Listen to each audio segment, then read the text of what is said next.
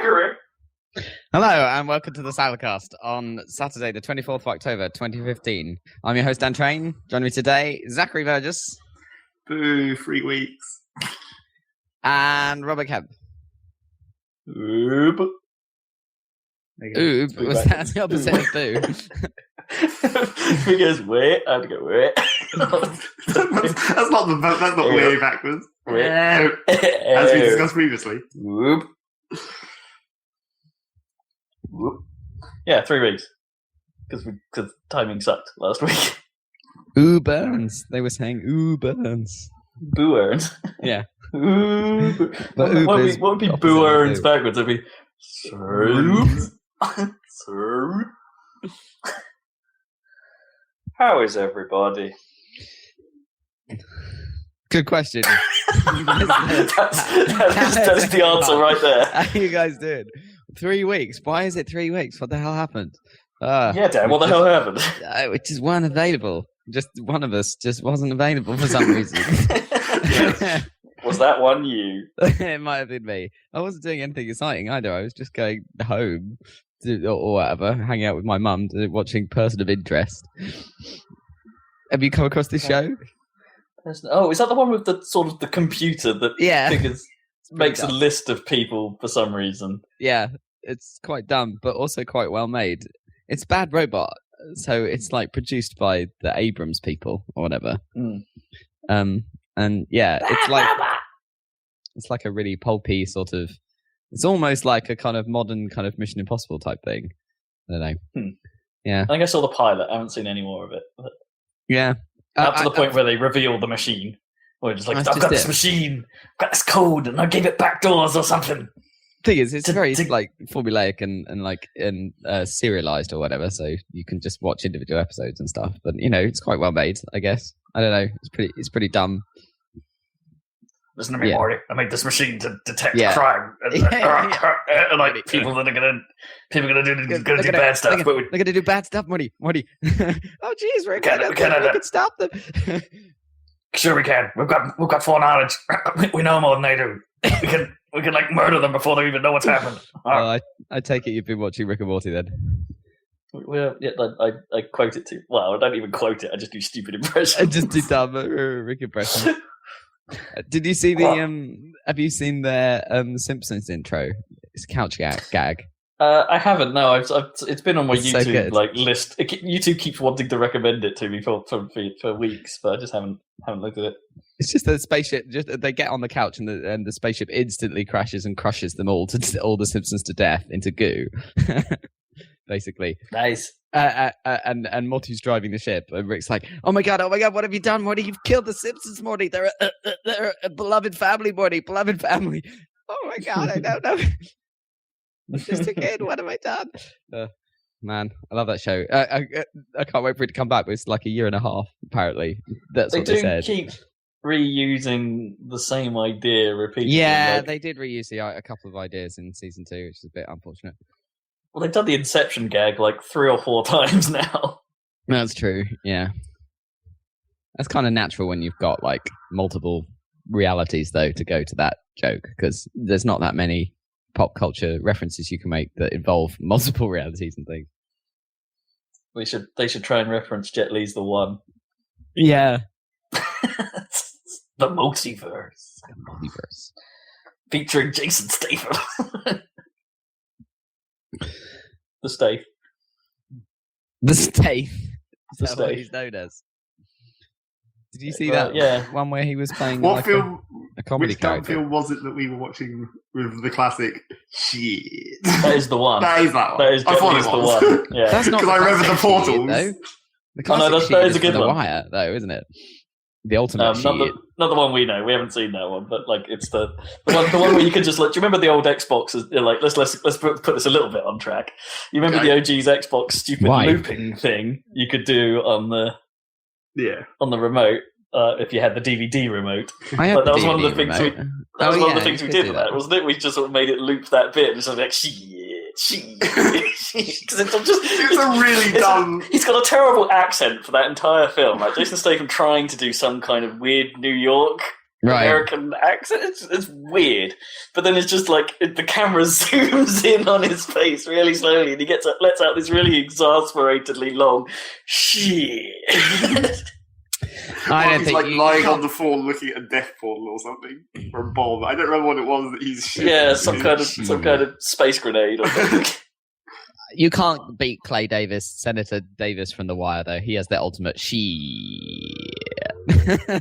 He does it really long. There's a YouTube video where it's all cut together and it goes on for about a minute. It's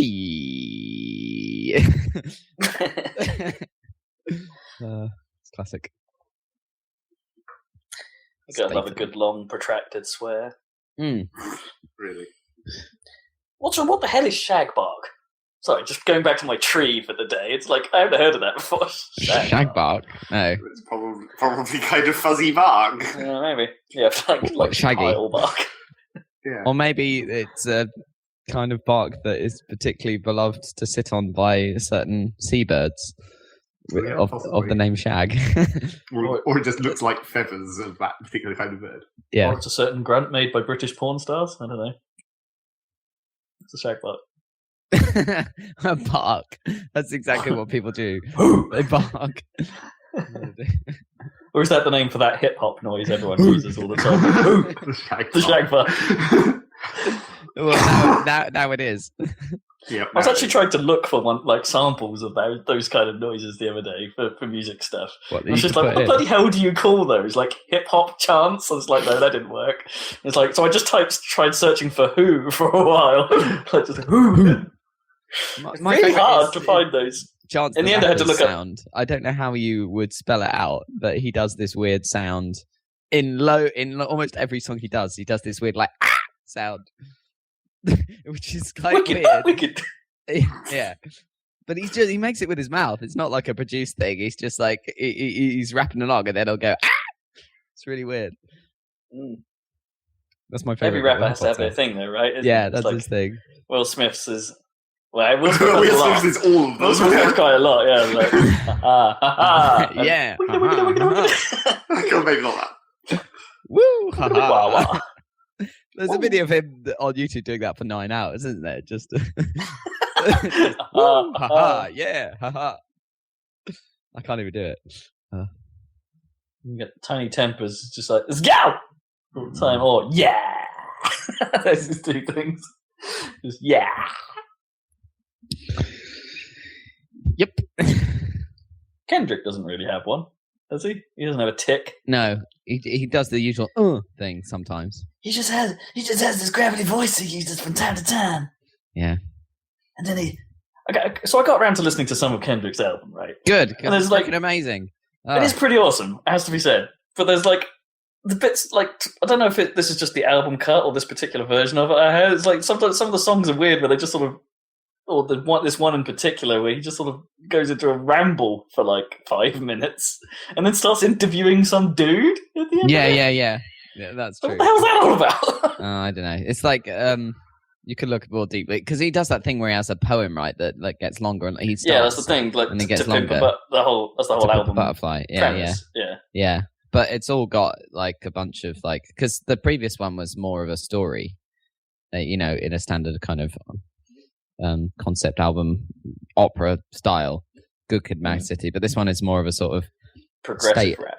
Yeah, state of the nation, or state of I don't know how things are. Rap? Yeah. So I can see why it's got interviews and stuff. It's like it's like almost like a journalism, almost the album, like in the wake of like. Oh man, I would totally watch that. The new hip hop, the news or something like if auto tune the news basically was just how all news was done like all the time. Yeah. Thing is, you can't produce like stuff of that quality at the rate that you need to make broadcast. No. I'd expect all my anchors to be able to freestyle. Right, just freestyle it out. Yeah, they should be a channel for that. I don't see why not. Like, for this next piece, we're going to need some Coolio. There's like a Coolio backing track going on, and they're like, and you could bring on people like a Life Lounge type thing, or what's the guy in Radio 1, the white guy, Scott Mills? No, Is it him? What? Oh, Matt Edmondson. Yeah. Anyway. Yeah. He raps for anything. Mm. The Apprentice rap. Yeah, no, you need proper people because presumably that's all pre-written. He doesn't freestyle it, or maybe he does. Yeah, but you could pre-write a certain amount of it if you had writers doing it during the day. If it was like a show in the evening or something, a daily show style. You need to pick the correct beat. Like this one, we need some beat that has levity. Levity. Levity beat. Yeah, you should type that into Google and put that in your notes. What levity beat? Yeah.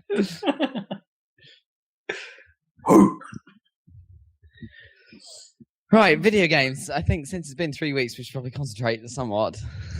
But I don't know what's going on in the news. Do you? King Donan. We didn't have an opportunity to talk about the dumb thing that I saw yesterday. What did you see yesterday? There's a pheasant living in our back garden. What? Apparently it just lives in one of the bushes. Cool. Which is weird because it's a very small, flower bed with, a bush. And for some reason this pheasant has decided to live in that. It's right next to our house. It's not, in the middle of a field or anything. Yeah, did it go for a walk, get confused by the train line and thought, I'm not crossing that again? Yeah. Seems like it. Okay. It now just hangs out around our back garden and next door's back garden. What noise does a pheasant make? Well, apparently no noise. It just scurried around when I walked out there. Doesn't even have occasional morning bark. Not that I've noticed. It's right outside my window, so if it does make a noise, I should notice. Could be an episode of Bitchin' Kitchen coming up. What pheasant cooking? Pheasant. That was weird. It's a female one as well, so it's not even that interesting to look at. It's brown. The brown pheasant. So how did it end up there? Don't know. Apparently it's been there for a while, and I just haven't actually noticed. Because Mum and Dad said they've been feeding it, and it's made a nest in that bush. Seriously, are they trying to encourage it then? Yeah, apparently. I don't know. Well, who wouldn't, I suppose? Look out, pheasant. Do pheasants lay eggs like chickens? Can you encourage that sort Presumably of they do, because they're a bird. Well, yeah, but I don't know if would they lay blank eggs or whatever the shit chickens do. Blanks. Chickens. We need the fire and blanks. So anyway, video game news, I guess. Now that I've got that run out of the way. Oh boy. Yeah, so some stuff happened because it's been 3 weeks and something. It's been a while, and I haven't got anything particularly amazing. I've got got a few bits of utterly superficial dumb news. Do you want to hear superficial dumb news? Who doesn't want to hear dumb news? That's what I want to know. Well, the most dumb thing I came across was did you see this the ridiculous hot Ryu thing? No. I think that's what the internet ended up calling it. I don't know if that was what Capcom did, but there's basically a version of Ryu, as if he had been I don't know, in the outback for a while, so he had a monster beard and stuff like that. And they just got the internet dubbed him Hot Ryu. What, hotter than normal Ryu? Because he was a wilderness man. Does that make you hot? Yeah, I guess. Yeah, maybe that's the thing. Maybe that's what it means now. Hot means rugged. Hot just means with a beard at the moment. It's stupid. So I don't know if Capcom ended up saying this or if it was just what people have extrapolated. But the current theory is that Capcom are potentially going to do a particularly Japanese thing, but in that they are going to try and sell sexualized costumes of their characters for the next Street Fighter game.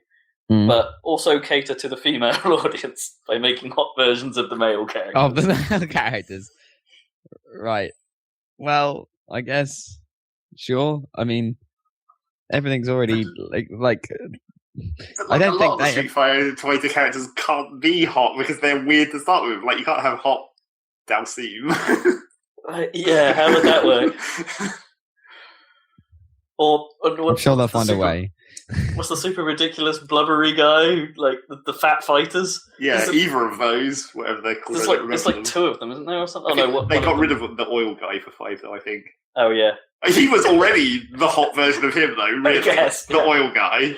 Yeah, how do we make this hotter? Well, more oil. We make him so he's actually hot temperature-wise, and then he catches on fire. So he starts off oily, and then his super move, he just sets himself on fire instead of adding more oil.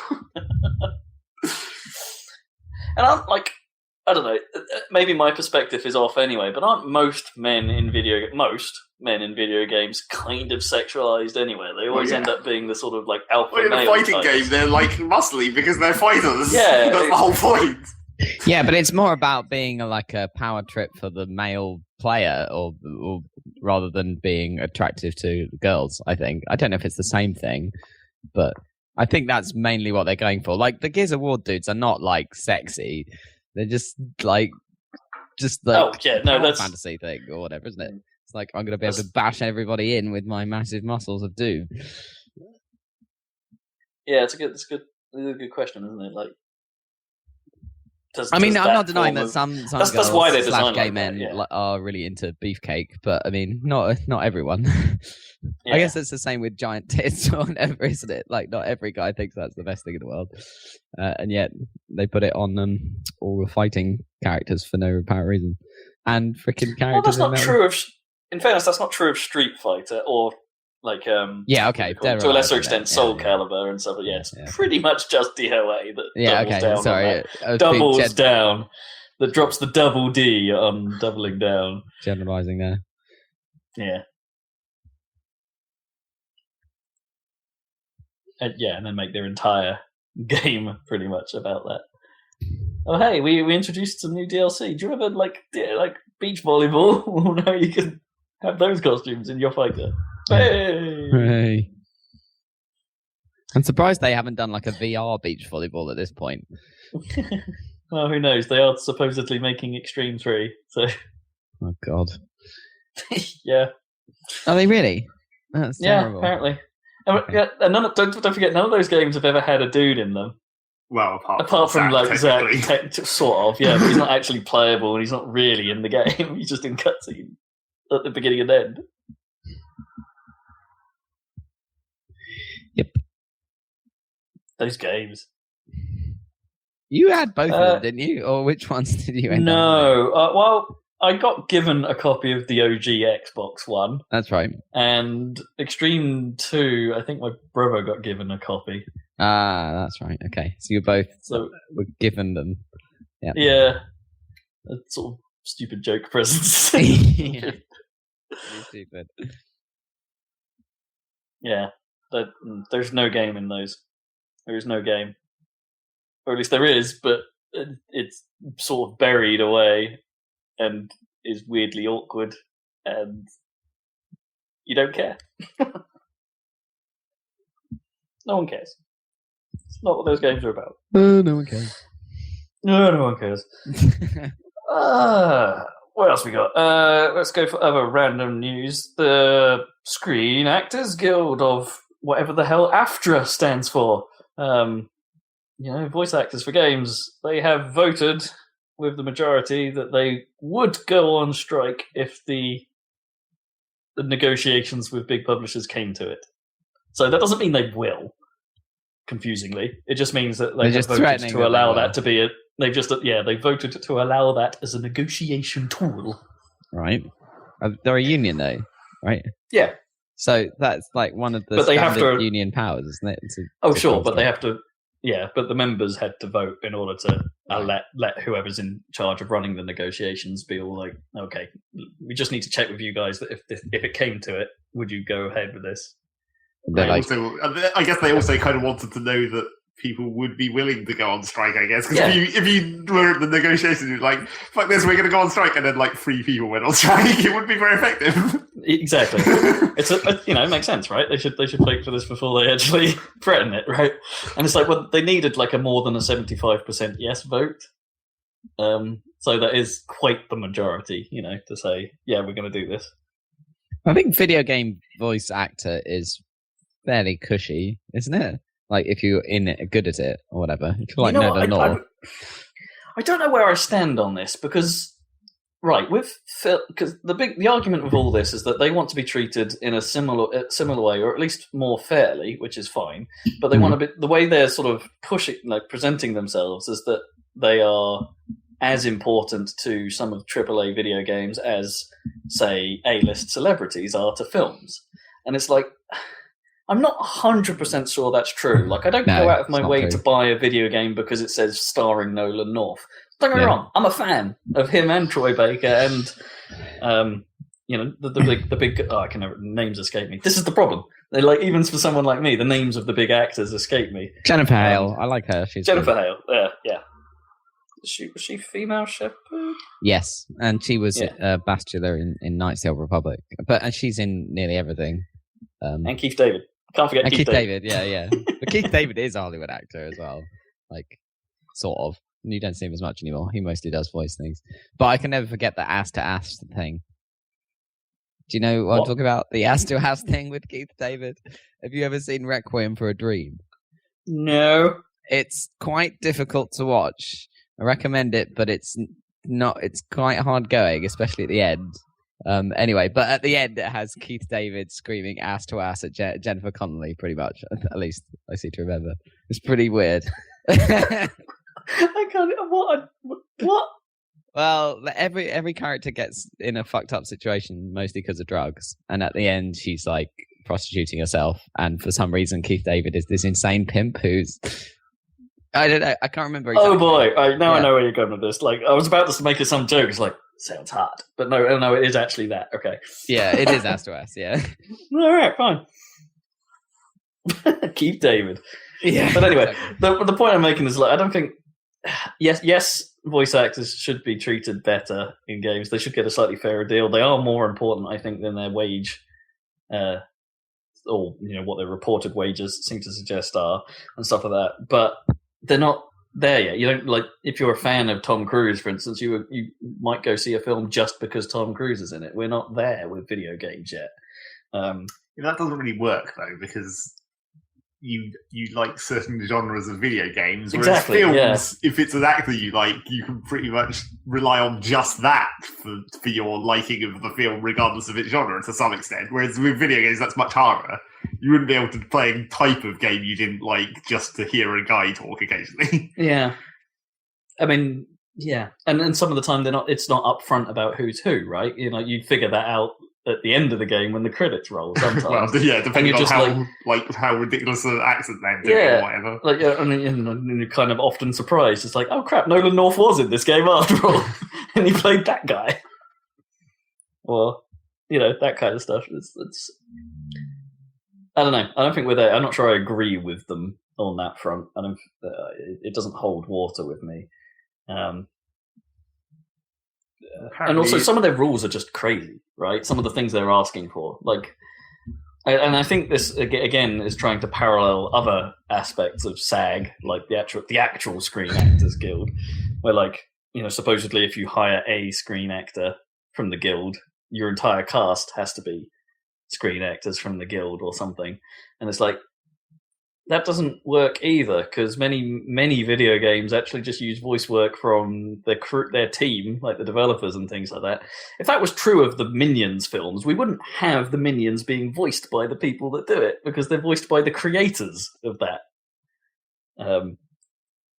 The Coffin, was it Pierre Coffin or Coffin, however you want to say it, is the voice of all the Minions, and it's like he's one of the writers, and it's. I don't know. It just sounds massively impractical. Some of the stuff they're asking for. It's like, but there are elements to. I forget the details, but there's some crazy stuff that the publishers do have power over them for, when they need to call them in, for instance, like when the project changes or something. It's like, oh crap, we need to get you in, and the contracts that they're under, and the working hours, and the voice strain. Pay potentially for if they're doing pain screams all day or something. There's some stuff that makes a lot of sense, but the crux of it and all this royalty stuff and all this based on game sales and things like that, it's just we're not there yet, guys. The industry's not there yet. No, not quite. Yeah. We'll get Maybe there. we'll get. I think with there are all certain the performance capture stuff as well. I guess this is where it gets a bit fuzzy. I mean, for games that are more like Heavy Rain and Until Dawn and Kevin Spacey in Call of Duty, for instance, it's like, well, and Troy Baker was performance captured for that as well. It's although that's an odd one. I'm not using Call of Duty as an example here, like because it didn't hinge on Kevin Spacey being in it. Like when it's things like Until Dawn and maybe even games like Walking Dead, where it's all about the voice work, where it's all about the storytelling and stuff like that. Maybe there's a bit more of an argument there, but that then only applies to a subgenre of the medium, and it's difficult. Oh well, they'll just do what they got to do. Whatever, it's just industry, isn't it? I suppose they'll figure it out. Yeah. Has anyone ever? But it just feels, and the other argument that's been floating around is like, is that fair? Like, are the voice actors the guys that deserve that sort of treatment? Shouldn't it be the rockstar developers of those companies, or the project leads, or the visionaries of the actual game? Yeah, the people with the creative vision. Yeah, who should get that kind of response? I mean, and then it begs the question: okay, if this all goes ahead and the voice actors get this stuff, what about the musicians? Because yes, there's already some licensing stuff with if you're licensing, licensed soundtracks, I guess. But if you have a musician on your team making music for the project, it's like, should they get royalties and all that stuff thrown in as well? Or, I mean, the royalty thing, do even big screen film actors get royalties on films, or do they just get, like, here's your paycheck for the film? It depends, doesn't it, on their contracts? Like, it's more common to get a big paycheck or whatever if you're a Hollywood star, I think. But so royalties is uncommon, I think. But it depends. Sometimes you can. I mean, I don't know if this happens much these days, but it used to be that if you were a bigger star and it was like an upcoming movie or something, that you could get royalties instead of, it was like a bet or whatever, you could get royalties instead of a big paycheck because they couldn't afford the big paycheck, but they were like, oh, you can have 2% of the gross or whatever. And maybe that's how big actors get into like little films because they like the script or whatever. Perhaps exactly. I think that's what Alec Guinness did with Star Wars. Like, I think he got like 2% or something. But then surely that's the answer for voice actors in games, right? Like, just allow contracts to be more malleable. Yeah, allow you to change the terms of it. I don't think it would be very likely for a big game to have any kind of royalty, like big situation like that, or large. Yeah. Really weird. But it's fascinating to see how that turns out, because obviously if they strike, does this mean we end up in a situation like the writers' strike? Yeah. Would you even notice in video games, though? Because there's like you said, there's like 4 voice actors that are actually good enough to turn up constantly. Yeah. How many of the voices that we hear are actually part of this? Like, it'd be quite funny if like they would go to all that effort of re-recording all of the lines for Destiny to be non-SAG. Yeah. And then suddenly he's not available because he's striking, and the only one available is Peter Dinklage. But Dinklage is probably the other SAG, though. Like, full SAG. Yeah, he'll be full SAG. What was it in Team America? Oh, the Film Actors Guild. Yeah. Man, that came on telly again the other day. It's like, so I don't think that film. Well, I'm not sure it's aged well. Well, it was. I mean, all of it. With all the terrorism. All of it is George Bush era, isn't it? It's still kind of relevant in that aspect, but just seeing it again, it just didn't. It was more cringy than like outright funny. I don't know. Something about it felt off. Maybe it's just me. Maybe I've grown up a bit. I don't know. Maybe I should say again. Yeah. Or maybe it's just over quoted or overdone, and it's just like, well, this isn't necessarily work anymore. Yeah, weird. I wasn't finding it as interesting as I used to. I mean, Kim Jong-il's been dead for years, and at this point. Yeah. Was it one of those things where the quotes and something and saying things out of context is actually better than seeing them in context? I don't know. Yeah. Has more takeaways than actual. It's when they play America in the club. That's the best. Yeah. America. Fuck yeah. Classic. And the sort of melancholy version. PlayStation Now has landed in the UK. Woo. To absolutely no fanfare. It apparently costs £13 a month. Which sounds like a lot of money. Yeah, how much is bloody Netflix? Like 9, I want to say. Jeez. £9 or something like that. So, well, it's not that bad, I suppose, but it's like, I don't know, man. Like, buy a game from a few years back for £15 and have it yourself. That'll probably last you a month, right? Yeah. Well, I guess. Right? Yeah. Or just have PlayStation Plus and play free games. I don't know. I don't get it still. It's not worth the trade-off yet. So what's the full proposition of PlayStation Now? It's the streaming games thing. So right, yeah. You sign up to the service, you say, I want to play this game, and it goes, okay, here's a video of you playing the game on our servers. I hope you like a few hundred milliseconds of input lag. So can you play all the latest stuff?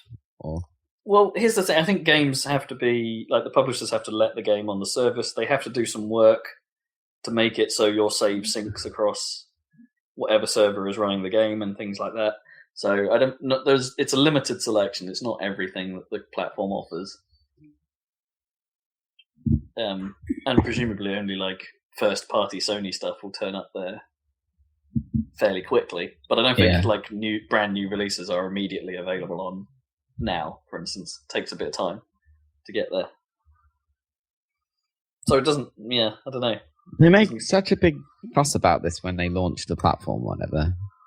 This stuff. I mean, there's a good chance this stuff could be the future still. Yeah. Like, there's a lot of technological hurdles to get over. Latency, obviously, being the biggest. Yeah, exactly. I mean, I worry about the latency even with like Steam Link or whatever. That's only across the room. Well, you know, I've been. Well, it's not worth talking about it later that much. I've been trying to get frequency to work on my on a PS2 emulator, because actually playing it on a PS2 connected to a modern TV through SCART or RF connections or whatever introduces so much TV lag. Yeah, because the TV has to do the processing to make it work, that it's unplayable now. Right. Yeah. So actually emulating the game, it's the only way to play it on a PC. Yeah. It reduces the latency significantly, and which is nuts. So yeah, latency at home. Worry about that first. Sega are doing stuff, weird stuff. What are they doing? They're doing a thing. They're doing a thing. Sonic Lost World is being ported to the PC. Okay. Yeah, which is sort of odd in the first part. That game was not particularly well received. It's okay in places, has some neat ideas, but the execution is kind of poor. Sounds like a Sonic game. It might be significantly improved by not having a Wii U gamepad. Maybe, yeah. Because presumably things like activating the whisk pads and stuff will just be a button you push. That's true. It would stop that break of flow problem. Well, it might not stop the break of flow, because presumably it will still like pause into the whisk power and then wait for you to input the... I mean, that's how whisk pads worked anyway. Yeah. But it sort of worked better in colours than it did in Lost World. Yeah. Yeah, so that's kind of odd in itself, which means like maybe that deal with Nintendo like fully expired, like, because it was before they were going to make 3 Sonic games exclusive to the Wii U. Yeah. And then, but this suggests that perhaps there was some clause in there that said, after a certain amount of time, we can still do what we want with the property. We just have to release it on yours first with some sort of window. So that's coming to the PC. But Sega, the more interesting part is that Sega have said on the back of this, we're going to be doing a lot more PC ports. Whatever that means. Well, I guess they've looked back and like they've had reasonable success with things like the port of Valkyria Chronicles, but that was not really Sega's success though. That was just because it was like a good game that was sort of despite of Sega. I guess, but you know what I mean. It's like they ported it, and it must have. What I mean is they ported it, and it must have done well enough for them to bring it across, for them to go, yeah, maybe there is still life in the PC, and they've done those like Dreamcast initiatives over the last few years, like bringing versions of Sonic Adventure to the PC and stuff like that. And it's just them sort of going, sort of confirming, we're going to keep doing this. This seems to be working. There isn't a lot more they can do. They've done Jet Set Radio Future. Okay, there's that. That's like it. Panzer Dragoon. Come on. I'm not sure you can do Panzer Dragoon as a port to PC. That's quite a lot of effort. You can do Auto. Come on. Yeah, Auto was sweet. But, if they bring Auto to the PC, I would buy that in a heartbeat. And Jet Set Radio Future, for that matter. Sure. Even a new version of Outrun. I found myself pining for some Outrun the other day, and I don't know why. And it's just like, because the problem with the Outrun games is the Ferrari license. It's like you can't buy that game anymore. Like it got taken off Xbox Live Arcade. It got taken off Steam because Sega no longer have the rights to Ferrari. Yeah. So if you really want to play Outrun 2, you're out of luck. It kind of sucks. That does suck because that game was sort of fun in a weird way. It's good. Outrun 2 is good. Yeah, it's and good. In fairness, the best version of Outrun 2 is the one you could get for the OG Xbox.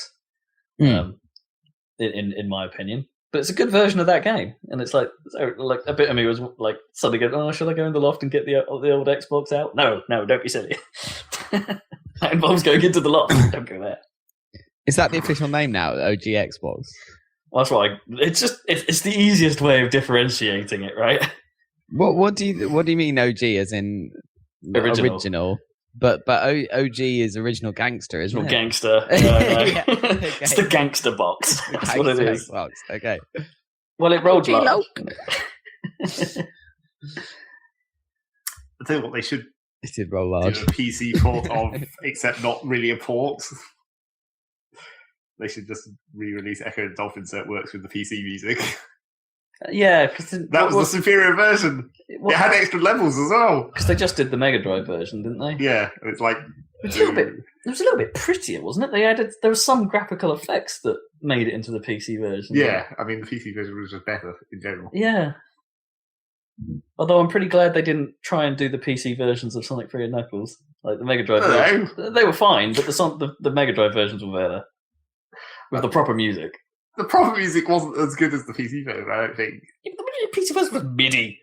But it was good MIDI because it sounded just like the Mega Drive because the Mega Drive was shitty music in the day as well. What I mean is they changed the music on some of the levels. And I don't like the new Carnival Night. I didn't like the new Launch I think the Base. new Carnival Night was a better music track. It wasn't as funny. Sure. No, it wasn't as funny. There's definitely something funny about that.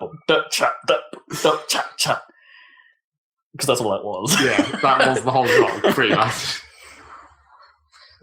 And, they changed, most criminal of all, they changed the ice cap. I don't think the PC version was that bad, but I don't really remember it as well. No, that's what I mean. I have no recollection of it, really. Maybe we'll make a video of that one day. Yeah, maybe. If we can get it running. I'm pretty sure it ran last time I tried it. Really? Yeah. Because it was, what? It just works. Wasn't it 98 era or something? Yeah. Like, man, okay. That disc has screensavers and shit on it. Did it? Yeah, don't you remember the Sonic screensavers? No. The one where there's it covers the screen with black and then Sonic jumps in and smashes the screen. Oh, yes. And then the one with tails flying past in the plane. Yeah, I do remember that because some of those graphics were exportable or something. Yeah. They had special there were desktops and things on that. Yeah, as Yeah. well. Or didn't they wasn't there like a pointer set? Yeah, probably. Like so you could change the Windows cursors? All that kind of dumb shit. Weird. Back in the what was it, Windows Plus stuff. Hey, do you want dinosaurs on your cursor? We've got you covered. Get Plus for Windows. I remember the Plus stuff. That was crazy. Plus pack. Yeah. Do you want some more screensavers? We got your back. Yeah. Those fucking Star Trek screensavers, man. Do you know that was the Those first? are so hardcore. Did you know that was the first product Microsoft put out to get Internet Explorer out? Like, it didn't actually come built into 95. You had to get 95 plus pack or something to get Internet Explorer. Yeah. But that's what the whole fuss was, wasn't it? Where they got the government went after them when they started bundling it with 98 or maybe with 95, some other version. Or they started bundling it at least in the US, didn't they? Yeah, I thought it was a long time afterwards. I thought it was like 2000 or something. When No, it wasn't that people late. actually started paying attention to the net. No, it was like because there was a huge non-competitive spat about Netscape versus Internet Explorer, and that they were like forcing. Yeah, right. Yeah, it was like that. That's when like Bill Gates was up in front of, the Senate or whoever it was when they were interrogating him on that stuff. Because the fight against Media Player didn't start until XP. Is that right? Yeah, I guess that would have been later. Because that was the same problem. Really, people were like, "Yeah, you put Media Player in here, man." It's like, give Real Player a chance. No, don't give Real Player a chance. Hey, that was how we watched all that Sonic X back in the day. Only the ones which were shitty. Yeah, they were bad.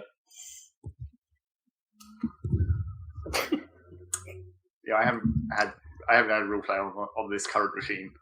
I do have QuickTime on there. I had to put QuickTime on there at some point. Every now and then there's a need to have QuickTime.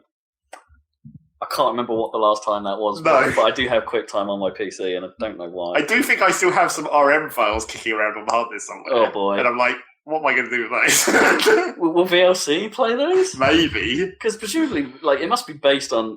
It can't have been a completely original codec, right? It must have been based on something. Like, there were versions of... There were all kinds of weird and wonderful versions of MPEG. DivX is basically just a variant of MPEG 2, I think. Yeah. Like Indio. I remember Intel Indio or whatever that was. That was fucking ridiculous. Yeah. Nothing as bad as Real Player. The only thing that I remember specifically that I had Real Player videos of, for some reason, was those stupid, like, when there was those stupid Nike adverts, like the freestyle basketball one. And for some reason, I downloaded at some point, and those were real player videos. And I was like, "That's weird." Why have you got those? I don't even remember. I think that was just like because that was like so old. It was like there wasn't YouTube to watch these, so I had to download them. Yeah, that's true. That would have been pre-YouTube. Well, and even if you wanted to, YouTube wouldn't have worked like those days. There wouldn't have been enough bandwidth, I guess. Yeah, probably. I wonder if I still got those files. I'm pretty sure I might do. In my external hard drive. My external hard drive is probably dying. Oh, no. Every time I plug it in, it takes longer to become actually functional. And I'm like, I probably should buy a new one really quickly. Copy that. The thing is, that external hard disk, I think, is only like 100 gigs or something. One of my externals is only 180 gig. Like, it's not... Oh, no, 120, sorry. Yeah, it's not a lot. So not only could I put everything on that onto a new one, I could put a whole bunch of shit on that's on my PC at the moment onto it as well, and actually have space on my computer, because I'm totally out of hard disk space on my actual computer now. I'm shuffling shit around all over the place trying to... The trouble is, because... I can't recommend it enough, get an NAS drive. I mean, technically you can... In Steam now, you can make a Steam library on any hard drive you want. Yeah. So I could have Steam games installed to all of my different partitions within Steam if I wanted to. Like, I don't want to. Because I only wanted... It's like, that was the Steam partition. That was the whole fucking point. Yeah, I like having a single Steam location. But now, because I don't want to delete some of the larger games that I'm not playing at the moment, I move them onto the other partitions as backup. But now everything's full.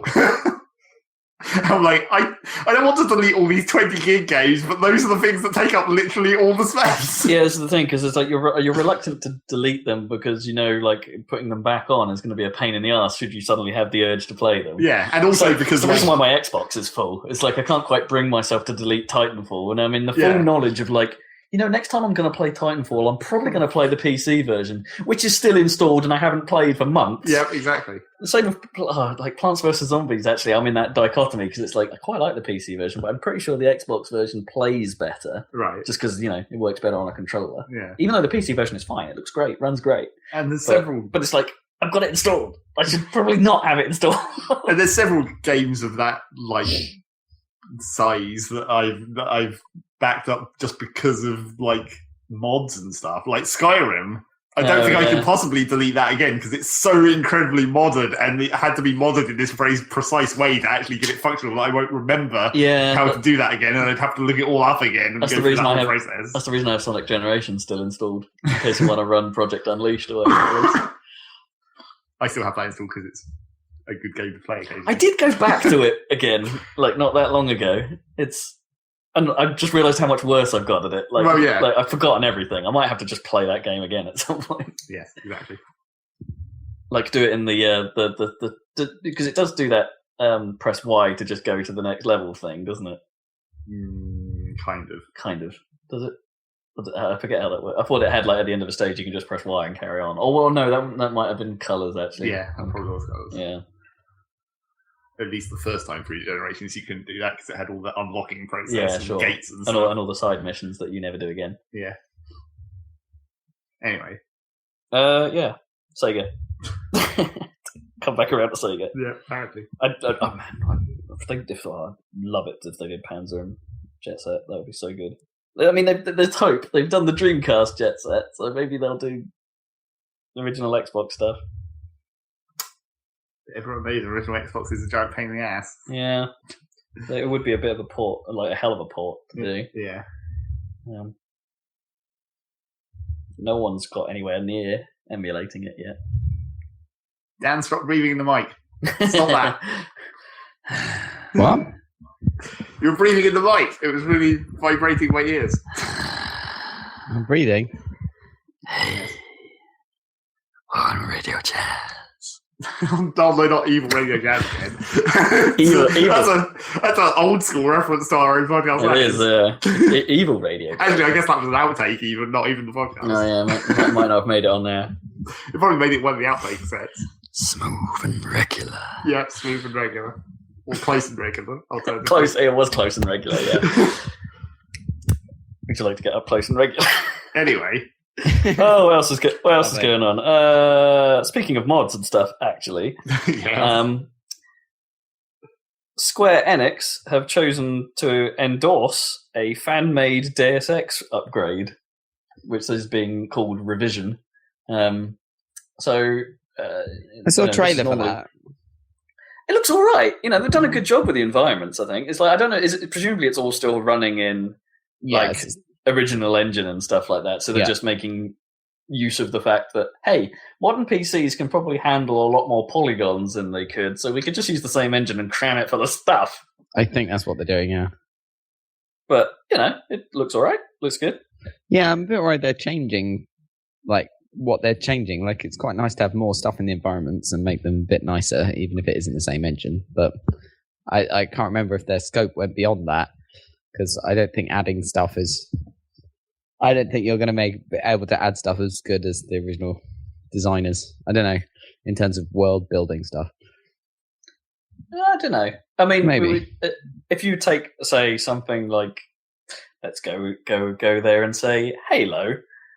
Like, yes, you could argue that the anniversary edition of Halo 1 perhaps changed the feel in ways that, for the worse, the aesthetic of the world that wasn't. I mean, it looked good technically, but perhaps the style wasn't all there. No. But they did a fantastic job with Halo 2. Yeah, the same team. So it's maybe that's using Halo as a guide. 50-50. It's definitely an art. Yeah, it's a skill. Yeah, trying to do these HD updates. Then again, looking back, does Deus Ex really have much of a style worth keeping? I mean, it's just like grey. No, it was the graphics were pretty bad when it came out, but yeah, I don't know. It does have some visual style, definitely. I think, like especially the Hong Kong stuff, and like I guess the augmented guys like Gunter and stuff. They're quite distinctive. Oh yeah, sure. The blues. But yeah, I know what you mean, and the fact that it's just. It's a really long game, isn't it? It's easily like a 30-hour game, which is quite unusual for a first-person shooter. Yeah. And it takes place entirely at night. There is zero sunlight in the whole game. Like, there's no gap where like the sunlight should be or whatever. Yes, that is kind of weird. But it's like, yeah, you're right. And at the same breath, like if you're like using a community-made mod, for instance, because they're presumably pulling in quite a large number of guys to do art assets and stuff like that. The risk is that the styling becomes different based on what team is working on what section. Yeah, but that's true of any large project. You just need some group of people curating it all and saying, no, you've gone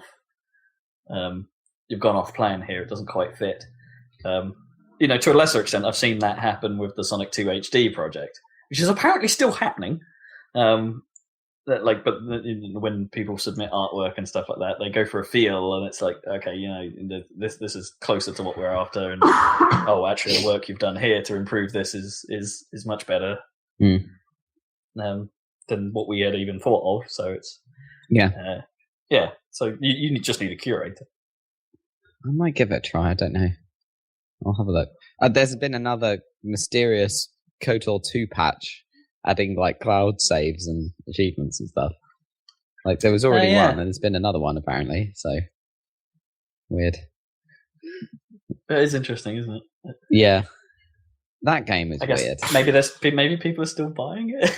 Well, yeah, they are, but I mean, do they? That game is quite strange. Oh, it's fine. It's no longer canon. They can do what they want. That's true. Yeah. I don't think the canonicity of it ever mattered because it was set like 3,000 years before. Yeah, that's what I was wondering. It's like, could that still be canon? Because doesn't the canon really only apply to post the films? I guess. Rather than pre the films. Or maybe even mid the films. Well, yeah, that little gap. Yeah. Yeah, but KOTOR 1 had like the explanation for the origins of the galactic of the Republic, and it was those Rakata types, weren't they, that were like the first civilization in the galaxy or something, or supposed. It had a lot of like fundamental lore stuff, which presumably isn't canon at all. It still could be. It could be, yeah. Because it's completely irrelevant. Because it doesn't change. It doesn't matter. Yeah. Yeah. It could be, but isn't. Yeah. I mean, what about the other game, the current MMO game? Because the Old Republic. Oh yeah, that probably fits in the same category. I reckon. Like, it probably could be, but isn't. Yeah, that seems weird if that isn't like canon, given it's a current running product. Isn't it? It is. Yeah, definitely. Yeah, it's still going, and apparently, like since it's gone free to play, it's been doing all right for EA. Like that was a good move. Yeah, definitely a good move. It's still one of the most expensive games ever made, and I don't know how much return they saw on that, but yeah.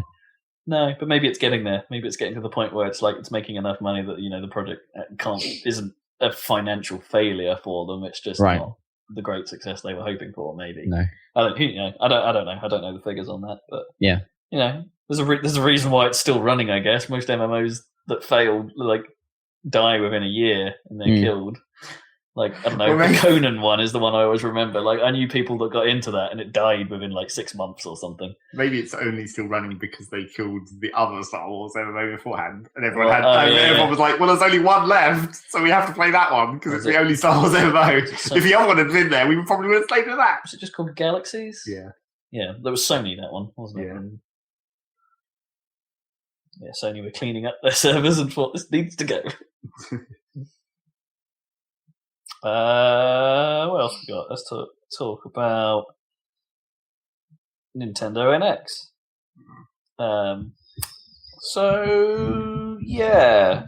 Wall Street Journal article came out. Okay. Which you can't read because the Wall Street Journal is behind a paywall. Yeah. So fortunately, lots of other journalists have been Murdoch, like, here's what it says. Yeah. Probably, I don't know. So further confirming that a source from Foxconn, that somewhat maligned manufacturer of pretty much all the world's electronics. Yep. Who do it on the cheap, but all their workers commit suicide because it's terrible. It's slight exaggeration, but yeah. Yeah, pretty much. Yeah, slight exaggeration, but yeah. Nets. Yeah, it is true. Yeah, yeah. But they had another one relatively recently or something. So that they apparently a source from Foxconn talked a little bit about how the console is coming together and things like that. So that it is now increasingly likely that it will be some kind of mobile platform and home console mashup with the ability of linking the two together or from splitting the mobile element out. Mm-hmm. So maybe a Wii U with a 3DS as the gamepad. Maybe they're doubling down on this idea or something, or the successor to the 3DS might be the gamepad, maybe, or the control device, which we've kind of always thought they should really have done for a while now, right? Just like they've kind of been toying with this idea for a really long time, but just never felt like they went for it. Yeah, they got a bit further with the gamepad, I guess. Yeah, even though that wasn't a huge success, but you can't take that far, can you? No, I guess not. And it was perhaps a market miscalculation because that gamepad must cost a lot for them to make. Because I'm still impressed by their practically zero latency transmission of video to that thing. Yeah, that's cool. It's like that's still an impressive feat. So whatever tech they devised for that thing, it must be costing them quite a bit. Hence why the Wii U is still like £300 or something. It might not be £300. It's like $300. Which is a lot of money for a console that is basically as powerful as a 360, with a gamepad. So yeah, they're supposedly going down that route. And the quote that has caught most people's attention is that this Foxconn guy said, "industry-leading chips." And it's like, what does that mean? Does that mean that they're going for like Xbox One or PS4 style performance? No. Or does that mean they must be talking relative to the mobile power requirements or whatever? Probably. Yeah, I mean, are they just getting like mobile processors in there for like the game device and stuff like that? Like whatever the Apple A9X or whatever it is they're on now, something like that. Some sort of equivalent chipset in their devices. It's like, I mean, that's my opinion is yes, that's what they mean, that it's going to be powered by some kind of industry-leading mobile chipset on both sides of the equation, probably. Yeah, I think so. But this still means that this thing might be quite expensive if you're thinking about it, because it's like if it's a home console platform that presumably has its own power built in and stuff, linked to a mobile device on which to play it, this could be another pricey endeavor from Nintendo. I mean, your phone costs twice as much as a home console at this point, isn't it? Oh, sure. Like the new Lumias, which I've got my eyes on, are like 550 quid or something, like if you bought them outright. It's like, it's a lot of money. People seem to forget how much a mobile actually costs because of the contract obfuscation. Yeah. Like a new iPhone is like more than that. It's like 600 to 700, isn't it? Yeah, they're expensive things. And in a way, rightly so. They're ridiculous bits. Yeah, they're insane. But it's a whole computer in your pocket. It's mental. How they even come close to being as powerful as they are is baffling sometimes. There's just so much pressure there's just so much pressure to develop that technology because it makes so much money. That's the reason the biggest company in the the most valuable company in the world makes them. They're more valuable than freaking oil companies. Yeah. Or what else would you think? Defense companies. What would you think would make the most money? You'd think it'd be oil or something, wouldn't you? Yeah. Traditionally. Or railways or something. I don't know. What the old... not the railways anymore. Yeah, okay. Right. But in the old days, I don't know, shipping or something. What would make... Maybe aircraft. Maybe that. Yeah, maybe Boeing or something. But no, Apple is by far the most valuable company. Yeah, it's nuts. It's crazy, man. Something somewhat ethereal in a way. Yeah. So that's all that we sort of know about NX. It's like the other leaks that happened prior to this that I don't think we ever really talked about were, that in theory, like they're building prototype NXs right now, Foxconn. Yeah, sure. And they're involved in that process right now with the hope of going into mass production kind of Easter next year. Which implies that we should see the NX revealed and launched next year. E3. Well, I don't know about launch. Maybe the year after. You don't mass produce Easter and then not launch that year. Would have to I don't think you could mass produce and make it for Christmas and announce it. I think you could at the same time. I think you can. I think that's you what could happened from Easter to Christmas. I think that's what happened with Bone and 4. Yeah.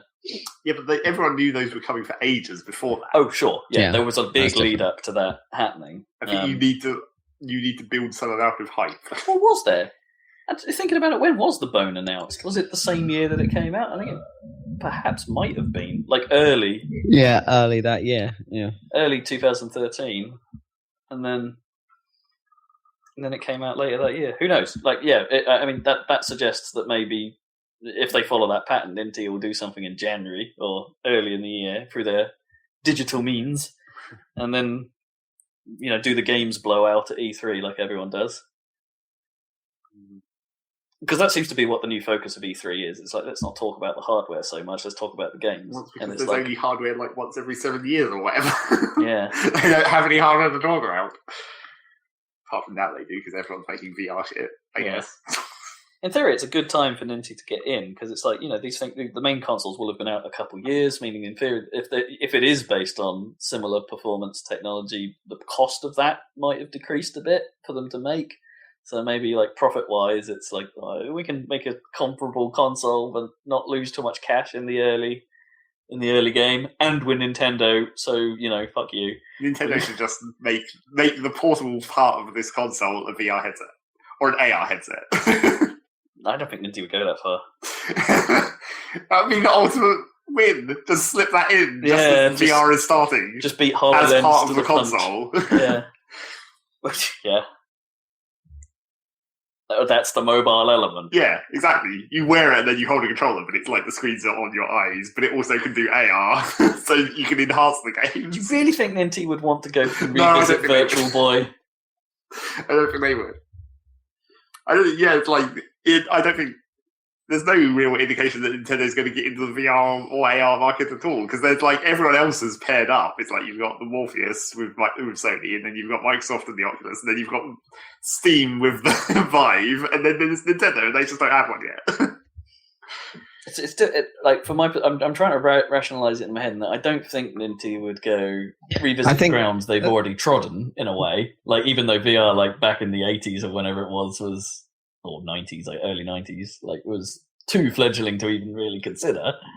But at the same time, they do have a habit of trying new, weird, and wonderful things. But if they did VR or AR, it wouldn't be Oculus and it wouldn't be HoloLens. They would do something different just because. Yeah, but what else different can you do? Because VR and AR are really the only two options. What would it be? What's the third option? Yeah, what would it be? Well, last time Ninty said, well, yeah, here's the gamepad that nobody wants. Nintendo will suddenly come up with actual holograms somehow. That would be awesome. Yeah. Okay, they've solved everything. Like, help me, guys, Obi-Wan Kenobi. We just thought about this in a Nintendo-like way. Yeah, exactly. We thought about the Nintendo-like way and came up with shit that no one had thought of somehow. Because the thing with VR is that goes against the Nintendo way of thinking is that, like, VR, like to do in the Oculus way, you need a lot of power. Like, the PS4 is like borderline, really. PS4 is super powerful as a home console, but it's pretty borderline for what you need to do a good VR experience. And I don't think Nintendo care about power as we know. So, like, they would suddenly be going from like the low power innovative option to, like, in order to do VR, you would have to go to something crazy.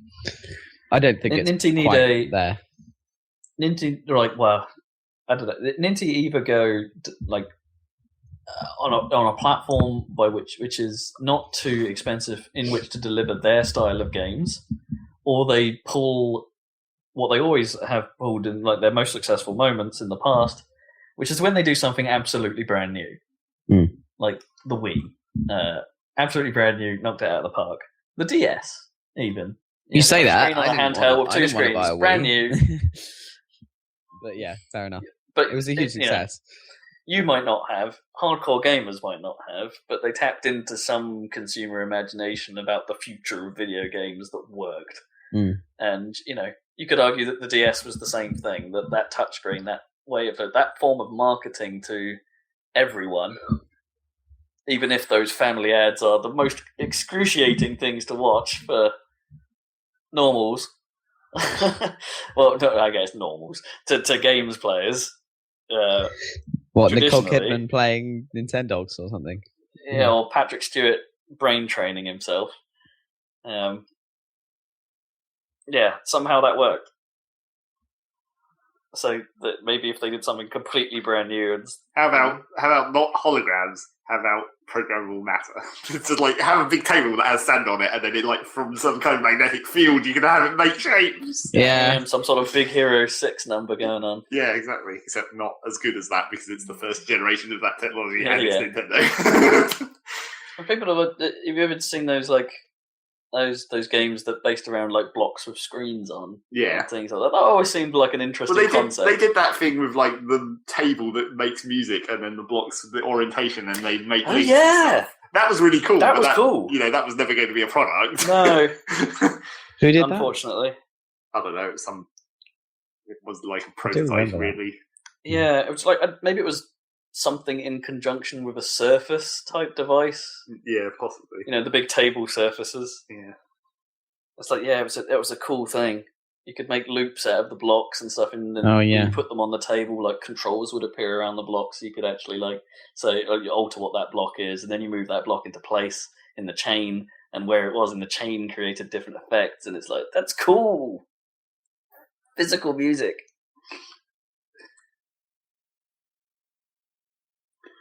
Whether or not you'd actually create anything of like value with that stuff is the next problem. But as a toy, it's excellent. It's like those, I don't know, if I've toyed with quite a few like iPad music apps that are basically just like, hey, do stuff on the screen. Just mash your palm onto the screen right now in this certain way, and you'll get something out of it. And they're cool, but they're not really composition or anything like you could potentially use in I don't know, professional media, unless you were doing some kind of performance art, I suppose. But or you just wanted like a basic loop to start from, and then you'd go and use actual tools. Yeah, I mean, yeah, for that, it could be used as an inspiration thing. I mean, that's never worked for me, but because I'm inspirationally dry as the desert at the moment. But it's really freaking difficult. I spent hours working on a track that I actually don't like. It's like, that's the worst. It's like the concept sounds great in my head, and then you put it into reality, and it's like, this is shit. Oh, sucks. I can't make it work. I should give up. Do something else. Play more games. Yeah, clearly. Always the solution. God damn it.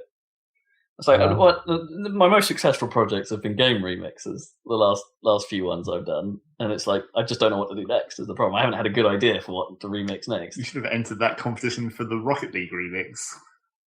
But that song is already like the problem with like trying to remix an electro song where it's like already just blips and bloops and cuts and things like that. Unless it's one of those Hollywood Principle songs from Rocket League. I don't know what it was. I mean, they had the Rocket League theme isn't exactly mixable. They had preset samples to use or whatever, so it wasn't like you'd have to cut it up yourself. I didn't know that was happening. But you know how long it takes me to make anything. Well, yeah, exactly. I wouldn't have made it in time. Yeah. I did have someone like stroke my ego a few months ago, saying like, because my Planet Wisp remix is up on SoundCloud, right. Like while it's been sat in the OC remix queue for like 6 months. Yeah, naturally. Apparently they've only just got to the start of 2014, to the end of 2014. Sorry, so it's probably good another 5 months until they even see it. Yeah, I did have someone go, you should totally post this to OC remix, and it's like, yeah, way ahead of you. You don't understand how that system works. No.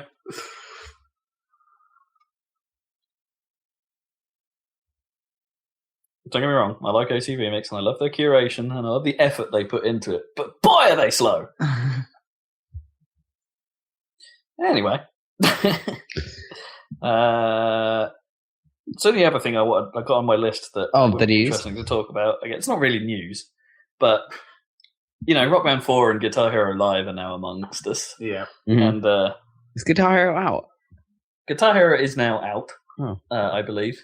It's like 60 quid, I think, for the game and a new guitar. Oh, that's all right then. Okay, it's not too bad. It's not too badly priced. I think my initial thoughts about those franchises and where those games were going don't hold water anymore, because I haven't played Guitar Hero Live yet, so take this with a little bit of salt. But it's like, just looking into it, it's like, yes, I still think the Guitar Hero live experience stuff is kind of dumb. And I think most of the internet sort of agrees still. But they're making moves in the right direction regarding their sort of like party play stuff that I can't ignore. Right. It's like there is something to the guitar, and there's something to the new fret layout that I think is kind of neat, even if I can't wrap my head around just watching those note patterns. Yeah. It's like there's a bit in my head that's just going, that's not as easy. I don't fully understand what's going on. But I guess it's something you can learn. You get used to it, yeah. But then it's the Guitar Hero TV stuff. Now we know more about it. It's way more interesting than I first thought. So what's new? So the Guitar Hero TV system is it's like their DLC stuff, basically. Like you can, for free, you get with the game, you get access to a streaming channel, effectively, that is playing just songs one after the other. You don't get to pick what the songs are; they just keep coming, and you play along with whatever's happening. Which I'm kind of okay with, because, you know, in a way, that one of the hardest things with those games once you have a big library is picking what the bloody hell you're going to do next. Yeah. It's like, and if the game's just going, then it's like, fine, I just want to strum some tunes. This is a cool way to relax. And, you know, they've gone to the effort of making it a bit like the party modes from the previous games, where if it detects you've put the guitar down, it just fades out the track, and like you're just watching music videos like a channel. Right. It's like, okay, neat idea. You know. You pick up the guitar and it immediately like brings you back into the game, and you just carry on. And obviously, because it's streaming, it's always on no fail. So you're just there you can still get a score. It's leaderboarding you at the same time as other players are live. So, you know, you can see where you are against other people playing the same track. And it's like, something about that feels kind of cool to me. I don't know. But where things get more interesting is with their like payment models and stuff like that. So you can pay a bit more, like a subscription, I think, and gain access to more channels. But they also have this system of plays, where you can buy plays, which let you play you buy a certain number of things like a jukebox, and then you can play any song you want in the Guitar Hero library, like anything, even ones from the streaming channels. You can just pick whatever you want. And there you go, you've got access to it. But best of all, they've finally done the thing that we've all been saying would be a great idea for these games for ages, in that for like £2 or something, you can buy a 24-hour pass. Oh, sweet. And that grants you access to everything. Oh, that's great. Streaming. So I guess the risk with this is, like, for people that are a little bit like me, who aren't sure about the Spotify model and, you know, not owning your music access. If Guitar Hero servers went down, or if Guitar Hero dies for whatever reason, or the service is unavailable, then none of this works. The whole game basically ceases to function apart from playing the live gigs and stuff like that. So the longevity of this is questionable. But like everything else about it is spot on. Like, that's what you want, right? You just want to be able to say, I'm only going to use this potentially in party scenarios. Let's put a couple of quid in and have a great night. But which is odd, because the better game in which to do that is Rock Band, which has followed everything about Rock Band to the letter. Like, it is just Rock Band. The DLC model is the same. They haven't innovated at all. No. And which is massively disappointing. It's like, yeah, this is a great opportunity to change things up a bit, you know, and because they have that huge library of songs, you know, if they did something like this, would be cool. It would be amazing if Rock Band just followed this model. Like, because obviously this proves that the model is possible, right? Because Guitar Hero have achieved it. Like, the whole worries about perhaps the licensing of the music was the hurdle to this. That's obviously not true. Well, yeah, at least for the songs that Guitar Hero has. Yeah, I mean, Guitar Hero's library is obviously smaller than Rock Band's 1,500 track list or whatever. Yeah, but it's you know, and maybe there are some hurdles to licensing their entire library. But even if they had something where it licensed the vast majority of it, then you'd be there. You'd be laughing. Yeah.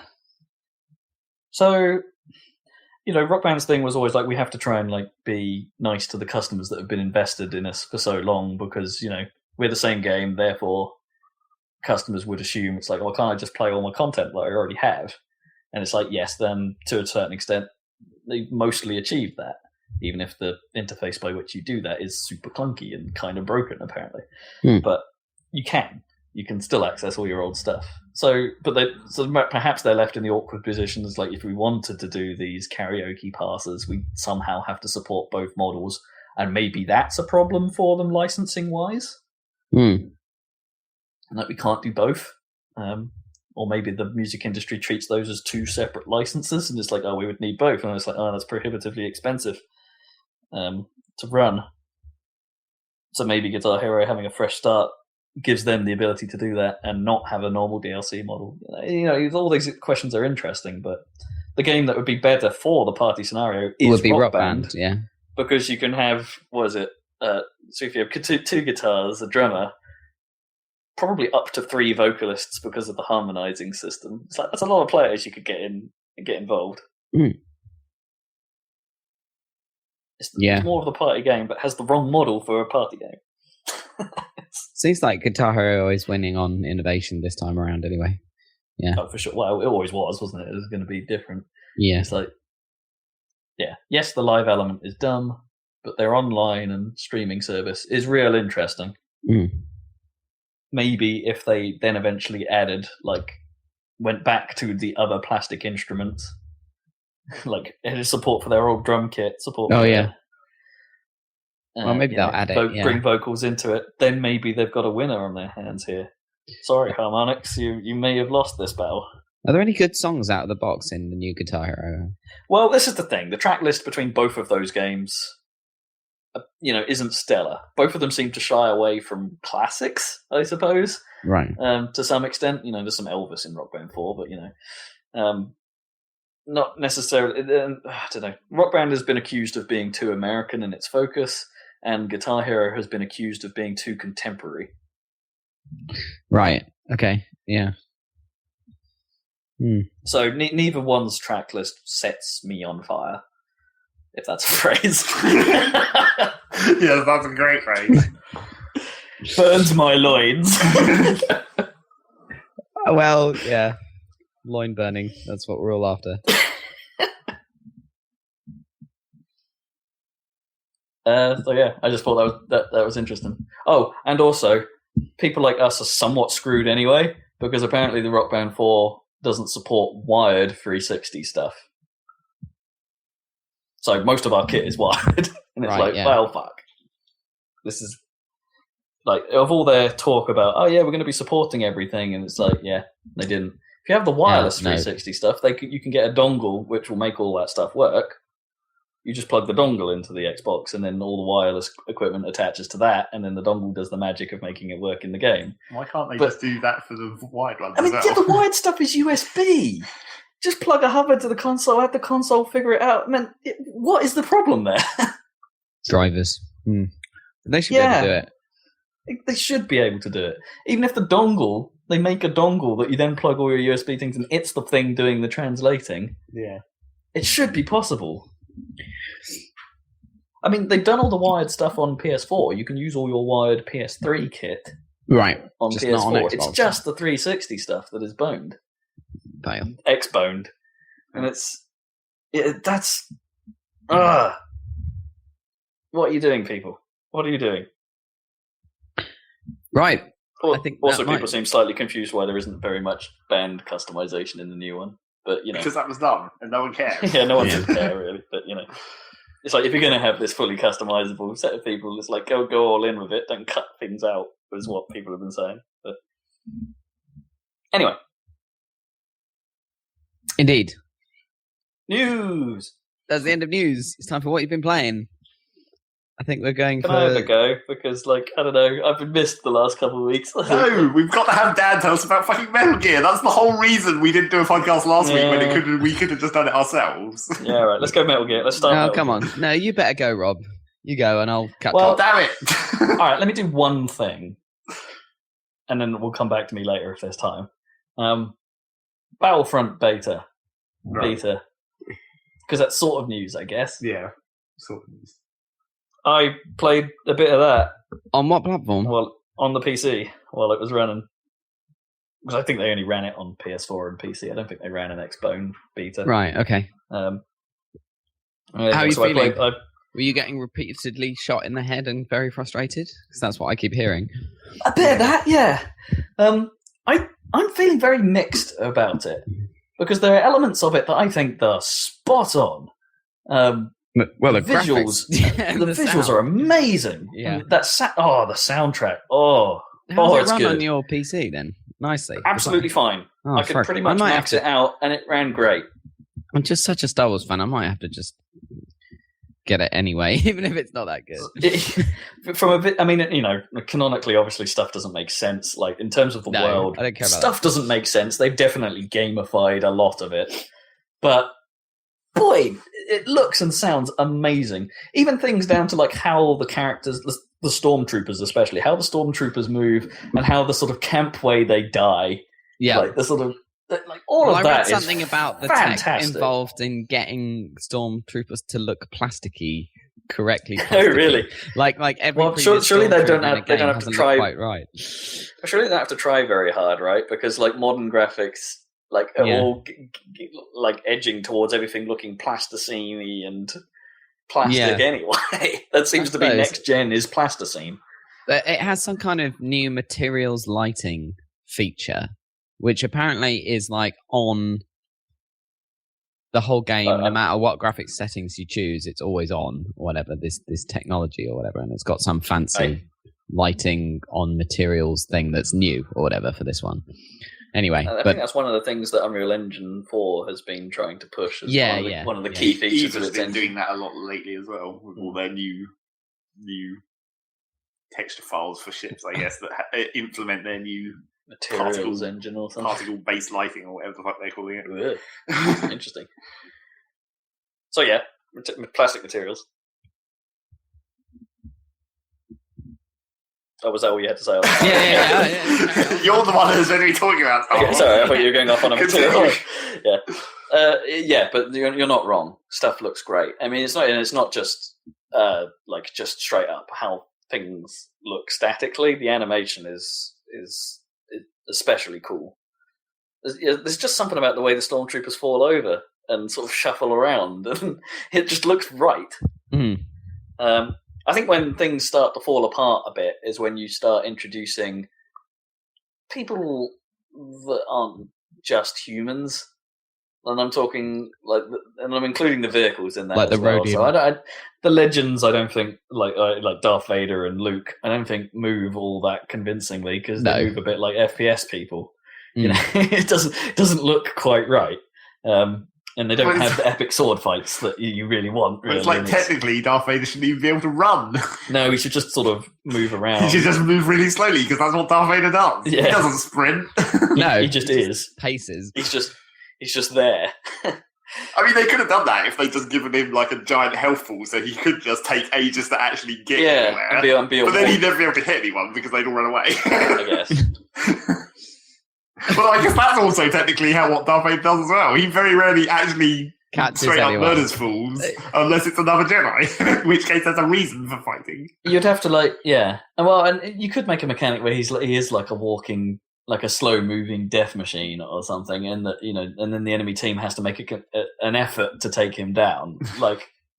Kind of like the whole AT-AT mode. He's a one-man AT-AT, yeah. Yeah, that you kind of have to, oh god, Darth's coming, sort him out, guys, otherwise we're in real trouble. He'll just walk towards the back of our base and start murdering shit. Like, if he gets there.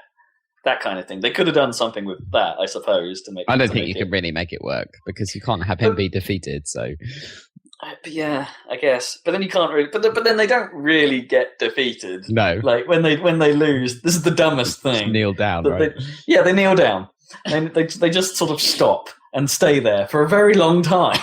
Like, they're just kneeling there for ages. Why don't they just fade out, like, or something, or straight something. Away? I don't know, or ghost, or like, they should get hit or something and have just their clothes fall to the ground. But that's defeat. Well, yeah, but if you're trying not to make them get defeated, you can't have them be defeated. I know, but that would fit better. They should get like Fultoned into like an A-wing or something. So every game needs Fultoning, yeah. Yeah, that needs to be added to every game. It would just be like they'd send up a flare and then like an A-wing would fly past and pick them up occasionally. Yeah. or X, or whatever fight you want them to fly. And they didn't seem that important to the balance of the battle either. They just sort of died and were a nuisance for a while. I don't know. That stuff does. I did end up with some hilarious glitches where Luke was kneeling down, but kneeling on a slope, and I didn't quite know where to put his knee. So it was like, hey, wait! It's a bit like the early Battlefield beta days where people were like getting extended limbs and stuff. That's always the problem with like the weird ground sensing animation movement stuff. Yeah, there'll always be a slope that's slightly too steep somewhere, and that'll make everything glitch the fuck out. Yeah, you need to do some kind of kneel dance. So that kind of falls down for me, and I did get to fly some of the vehicles. Like I flew a TIE, a proper TIE, not an interceptor. Although apparently the interceptors are there, and one of the snow speeders. But point one, like most Battlefield games, I'm not 100% sure I get the point in being in an air vehicle most of the time. Like the helicopters make sense, but being in a jet to take out ground targets just seems impossible. And I have that same problem here. I didn't quite figure out how to make them useful. I mean, the TIEs, I guess, are only useful for taking out the snow speeders, which are only useful in the... Okay, let's talk about the game mode, because the game mode is weird, like the Walker Assault thing, because this may explain some of my confusion here. So, the game mode is there are two AT-AT walkers that are slowly making their way towards a shield generator, because apparently their guns are the only thing that can destroy the shield generator, in typical weird Star Wars fashion. Yeah, well, it's the Battle of Hoth, basically. That's how it goes. Kind of, yeah. So with the real Battle of Hoth, there wasn't really anything apart from the AT-ATs. I guess. Well, there were all these ground troops and shit running around. Yeah, no, that's true. But so what the rebels have to do is they have to maintain radar uplinks or something, which... the longer you hold them, the more Y-wings you call in. The more Y-wing points, I suppose, you build up. And at 3 points during the match, all your Y-wing points that you have built out get cashed in, I suppose, and they start a bombing run on the ATs that can only take their shields down. But the more Y-wings you have, the longer their shields are down. And everyone on the Rebel team is then supposed to pound these things in unison whenever their shields go down, which obviously is made incredibly difficult because the Imperials have to then, pretty much just picking people off super easily. Because all they're doing is shooting the AT-ATs and not paying attention. Because they have to. They have to. Because winning that game is really, really hard as the Rebels. I didn't see it done. It's not. I mean, basically, so people were speculating that it was intentionally skewed to the Imperials, but then eventually DICE came out and were like, "Yeah, it's unbalanced. It's a beta. We're going to fix it." Yeah, it's so unbalanced though. It's just it was. I didn't even see one AT-AT go down. Yeah, it both does were happen always apparently, alive. And it would be pretty exciting if you managed to do it. And also in there is a clutch system they added. So apparently during the third bombing run, the snow speeders get the ability to tow cable. Right. But there was something about which I actually got a chance to do. I was in the snow speeder at the time, and it came up with the option. It's like, man, we're gonna have to resort to the tow cables. And it's like, okay, awesome, let's do this. So I got in range, the prompt comes up, I press the buttons, but the AT-AT was on a bit of terrain where it had a slope right next to it. Right, so I tried doing the loop and just flew straight into the slope, and it's like, how are you supposed to bloody do this anyway? Well, they're probably saying that one is the one that you can't take. You can't take it. You just have to do the other one. Yeah. Yeah, so I didn't know that. No, how do you know that? Yeah. Yeah, so that's... The mode, in theory, is interesting, but the problems I have with it are the spawning is mental. You just seem to spawn in a random location over the entire bloody map. Right. And, so you don't know where you are. You could appear, completely miles away from where you last spawned and be totally fine. And then you'll spawn right in the thick of battle where your team is just being completely locked down the next. And it's like, I don't know what the hell I'm getting a feel for where you are in the battlefield, which is just completely white outside, is kind of difficult. It's like, well, how far forward am I? Where am I? There are sort of zones which you eventually sort of learn. It's like, okay, this bit's the last bit because it all becomes trench warfare and stuff like that. But it takes a really long time to get a handle on because it's just all white. So there's that. I think the spawning is all over the place. It's the whole mechanic of you turn to shoot the thing at this precise moment. It gives the Imperials just a chance to just be all like, well, now we can easily pick off guys. So that makes the Rebels not want to shoot at the AT-ATs, and because no one wants to die, and so the Rebels don't do it. So yeah, that game mode has problems. And also, I don't think flying the vehicles is very fun anyway. It felt odd. I couldn't figure out how to do it properly. Not that flying stuff in Battlefield has ever been particularly intuitive. But that was the thing, is you can't, if you were good at flying in Battlefield, say somehow you got good at it, you could be on a team and you could just be the guy that goes and gets the plane, and you could be in the plane the whole... Whereas with this, it doesn't work like that, because they're basically power-ups. Yeah, that's kind of what I ended up doing random in people get the thing at a random time. So you can never be an expert guy. It's not as random as people have made out. There are set locations where the power-ups spawn. So you can, you could perhaps wait around for the TIE Fighter icon to appear. It doesn't just always in front of random. Yeah. You can spawn right in front of it, which is the only way I've been able to get hold of this stuff. But as far as I can tell, they always spawn in the same place. And, these power-ups also extend to being you could spawn as the gunner in the AT-AT or control an AT-ST, which I did get to do. And that never came up. But I found handling them just really weird. I just couldn't get to grips with what was going on. Yeah, not sure. Not sure about the vehicle side. I mean, and the spawning problem even was sort of present even on the pod game type. It's you could be... Because the pod game mode is kind of cool in theory, and that, a pod comes down from the sky, and you've got to hold it for a certain amount of time successfully before it gets claimed and becomes yours. The enemy team gets a counterclaim on it, and the timer resets, and they've got to then defend it for a certain amount of time to claim it. And it's and in theory, that's fine, except for the fact that you could just spawn behind the enemy team's push. And it's just haha, I've got all you guys, or it could happen to you, and you're like, oh, for the love of... It just seems really random. It's it is because it is. The spawning is random, pretty much. It doesn't seem to have much of a... when a new pod comes down is the worst, because that's where it seems to shift the spawn points most dramatically. It does seem to pick two areas with which to spawn, but then they seem to randomly change every now and then, and it's you could just have an entire squad coming up behind you, and that's no fun. No fun at all. Yeah. So I don't know how I feel about it. Is the ignoring all the card stuff and the lack of progression systems that it didn't really have either. I don't know where I sit on it. In that, as usual, DICE have absolutely nailed the visual and sound design, but I'm just unsure about the gameplay. And for it to be a full price product, which it will be. Which it will be, because it's Star Wars, that I kind of agree with the sentiment that has been stated a few other places, where this game feels like it's going to have a lot of content to... There's quite a bit more than there's in the beta, but I don't know how much. Sure.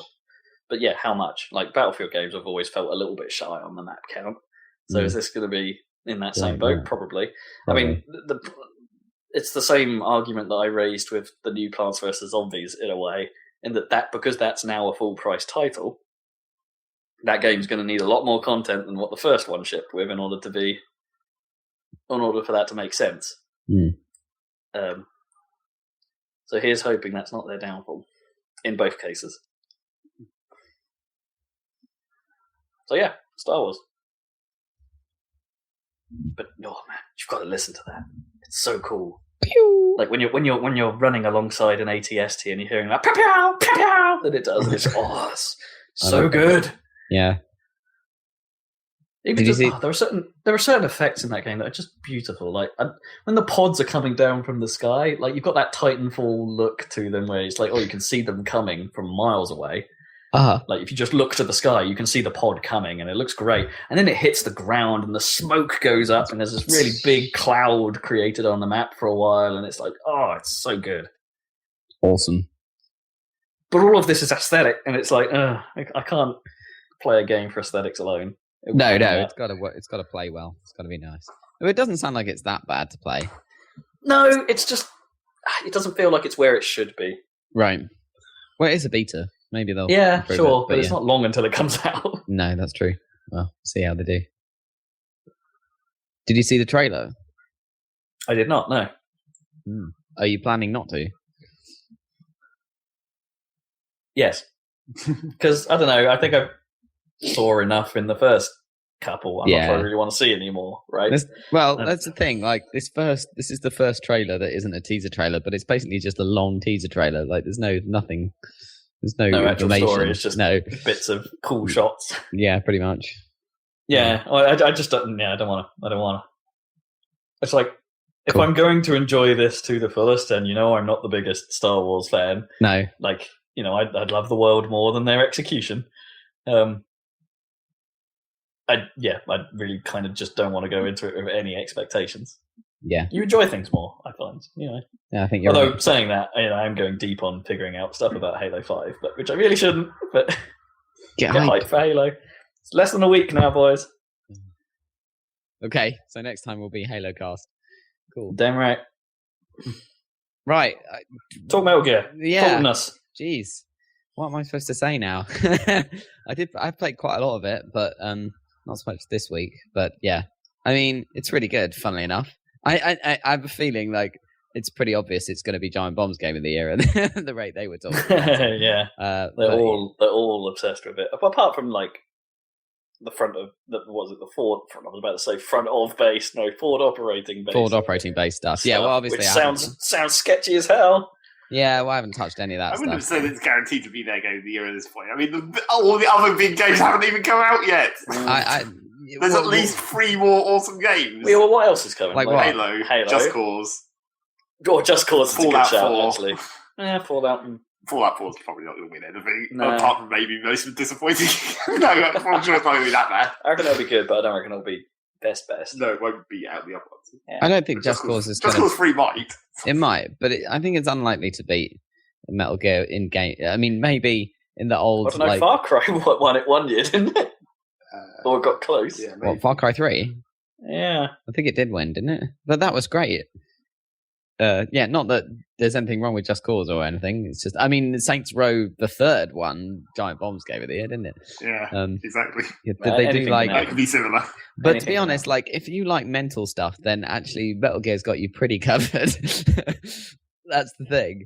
It's, I mean, the weird thing about this game is, like, I guess it's true of all of them, but especially this one maybe, is that it takes itself very seriously and it's very sort of played very straight, but it's also full of insane bullshit and just stuff you can do. Metal Gear games. Yeah, exactly. That's what people.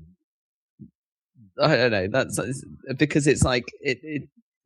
Afghanistan looks really cool and it looks like Afghanistan or whatever and stuff. And it is like you're going in a helicopter and you've got a gun and you're doing a whole super serious military operation, like going in and killing Bin Laden or whatever. And yet you can attach balloons to sheep and shit and stupid stuff. And you could just try shit and it just seems to sort of work more often than not. You're like, maybe I could try this. And then it seems to work out. It's bizarre. What was the dumb one I heard about the other day? Like driving a car whilst a smoke bomb is in it. Right. And no one pays you any attention because the guards can't see you through the smoke. Through the smoke. Like, the AI doesn't care. They just see this Jeep and it's like, oh, no one's in that. It's fine. That's good. I mean, the AI is one of the best things about the game is that the AI is actually good. Like in comparison to something like, I don't know, classic. Like for me, the benchmark stealth game for me was always like probably Chaos Theory, Splinter Cell Chaos Theory. I really liked, and I still think that has some things over this in the stealth.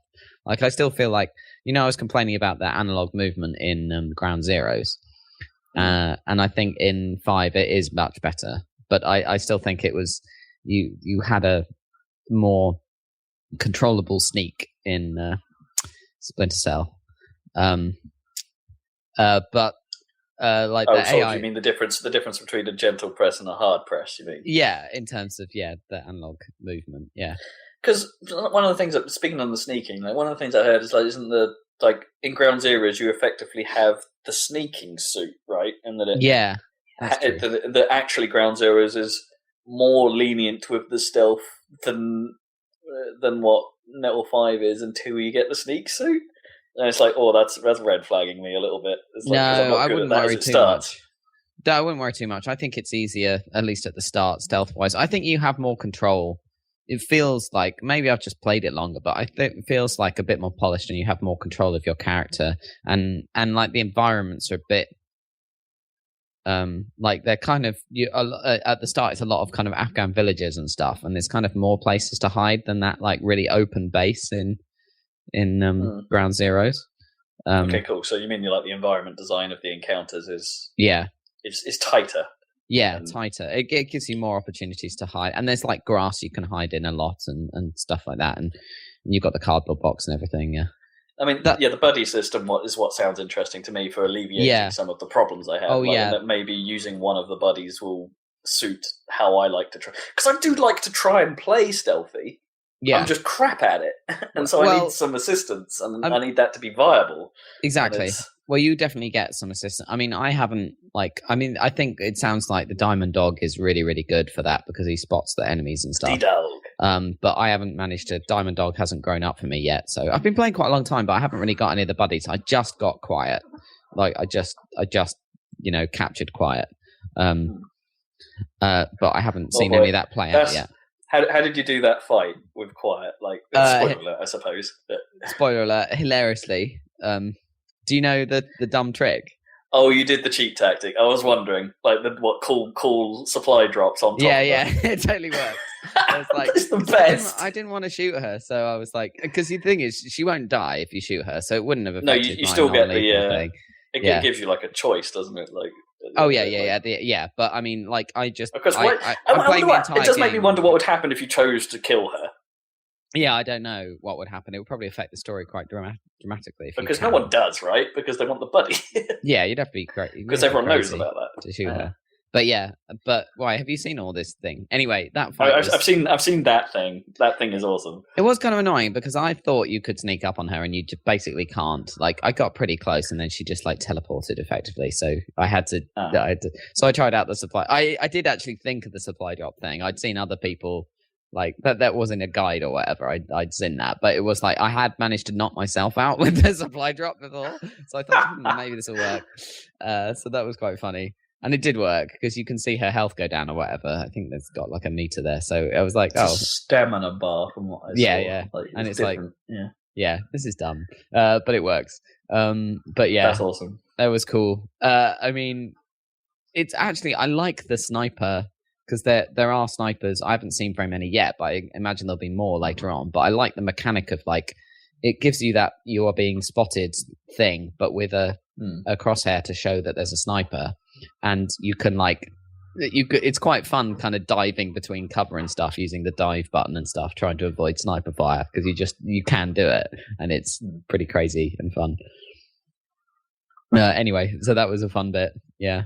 But yeah, I'm playing entirely like non-lethal, so just because I don't know, I'll probably do it lethal another time. I just felt like it. The only thing I'm using my gun for is interesting to see how the game adjusts to that, isn't it? Because that's the other major craziness of this is that the military forces aren't stupid. They won't just keep falling for the same tricks. They will evolve some way of making it so your tranquilizers won't work as effectively, or they totally wear armor helmets or something and stuff. They are putting on armor and helmets and things at this point, and it does make it very annoying. I mean, I try to CQC people as much as possible, but they do bloody get up even when you choke them out, which is my main tactic now is to grab them from behind. But it is really hard to do because sometimes there's just 3 of them or whatever, and just like in real life, it's really hard to. You have to try and draw one out or like. Knock on things. And I think one of the things, like, I didn't know about this, but apparently it's a Metal Gear mainstay that perhaps would have served me well in when I played Metal Gear 4 as well. That I didn't quite understand why when you found magazines on the base, you'd find them and it would say, "Oh yeah, unlimited," and it's like, what? Because you can just pick up. Yeah. I didn't realize that was the distraction tool. Like there were parts of the game that were impossible unless I got because me just in order to interact with the player, I would have had to have stood right in front of them, and it's like, well, I'm going to get spotted here. How do I do this? And it's like, I have this thing with which I can distract people. Like, and I didn't realize that while I was playing it. So maybe that would have made certain sections a lot more, or at least a bit more manageable. because it's unpredictable. Like some of the guard patterns are unpredictable. Yeah, they are, which I like. It's quite good that you. Well, I don't know. I'm not sure I do. Well, it makes it like, how was I supposed to know that was going to happen? Well, that's true, but that's I don't know. I think it's lenient to some extent, but I like that it's not fully predictable because it just feels too much more like a game when a character is just walking the same exact route on a 2-minute interval. Sure, but how do you handle getting spotted then? Is that just like, I'm going to have to reload the save? Or if I'm truly spotted, I reload a save. But it gives you a lot of leniency because, well, first of all, there's the half spotted thing, which is, where the music changes, the investigation, which I can usually get out of. Like, depends if sometimes you're a bit screwed if when they do that, they immediately call it in, because then if you deal with them safely, they still go on alert because they didn't report in, which is very annoying. Yeah. So, but that doesn't happen all the time, and there's ways you could probably deal with that as well. You just need to, if they call it in, you just need to find a way out, basically, so that you don't get spotted. But like if I obviously I keep the reflex mode on, and sometimes I manage to do missions. You get a bonus for not going in for perfect stealth, no kills, which is where it didn't go into reflex mode. But if it does, I just immediately shoot them in the head with the tranq pistol if I can, and if I really screw it up, then I reload. But it's surprising how little I have to reload.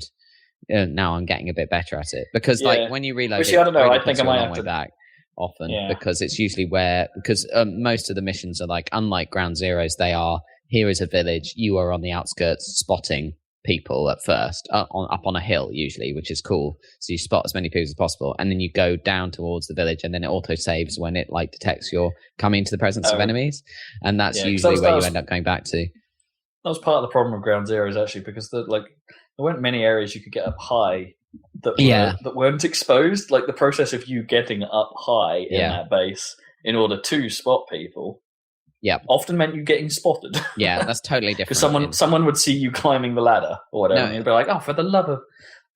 In 5, it's extremely common. Like most of the missions start with you being up high and you being able to survey where you're about to go. Often. Good. Because and presumably the area you're surveying, you can actually see most of it? Well, usually like there's so many buildings and stuff that you can't really spot all the guards, but you get some idea of what's going on. Enough, because like obviously the bit in Ground Zeroes is like where you start on that little. There's not really enough. You can only see you like can 2 or 3 people. You can usually see the whole of the base, like. It's just that guards are hidden behind walls and in rooms and stuff, but you can usually see the whole place, from one overlook or whatever. Usually, sometimes they're like multi-stage because they go up into the hills and stuff. So that's kind of cool. I don't know what's going to be like in Africa once I get that far, but I'm only talking about Afghanistan so far because that's all I've done. There's loads of side ops and they're quite fun to do. So I'm going quite slowly through the actual main missions because I'm doing some savor them. Yeah, I'm trying to get better, at being stealthy or whatever. And I think I have got better. Like I'm a bit more, a bit more capable now. Like I got quite annoyed. There was one mission that I did keep restarting, which was the mission is to, first you go to a village and interrogate a leader guy, but then that's right, or you get some intel from inside a village. But then immediately once you've done that, these tanks start going down this road, and you're supposed to blow them up before they reach a fort where you've been before. Yeah, I think I've heard of this one. Yeah, but it's not really, they go so fast, it's not really possible, it's quite difficult, and I didn't have any anti-tank weaponry or anything, so it's not really possible for me to blow them up on the way like I was supposed to. So they get to the fort, and it's like, oh shit, right, okay, now I've got to blow them up. And it took me quite a while because there's loads of guys there, and I had to sneak down and C4 them, basically. And I didn't realize you need like 3 packs of C4 on each tank to actually blow them up. So, and you can only carry 4. So I had to go up. I had to sneak my way up, like plant C4 on one, sneak all the way back out, request a supply drop, and then sneak back in, attached to the other one, to do it perfect stealth. But it worked eventually, but I was getting quite annoyed because I kept having to restart it because I kept getting spotted or whatever. And or like I blew one tank up and then the other one just went crazy and started shooting me. So I finally figured it out. But yeah, But now I know a bit more what's going on.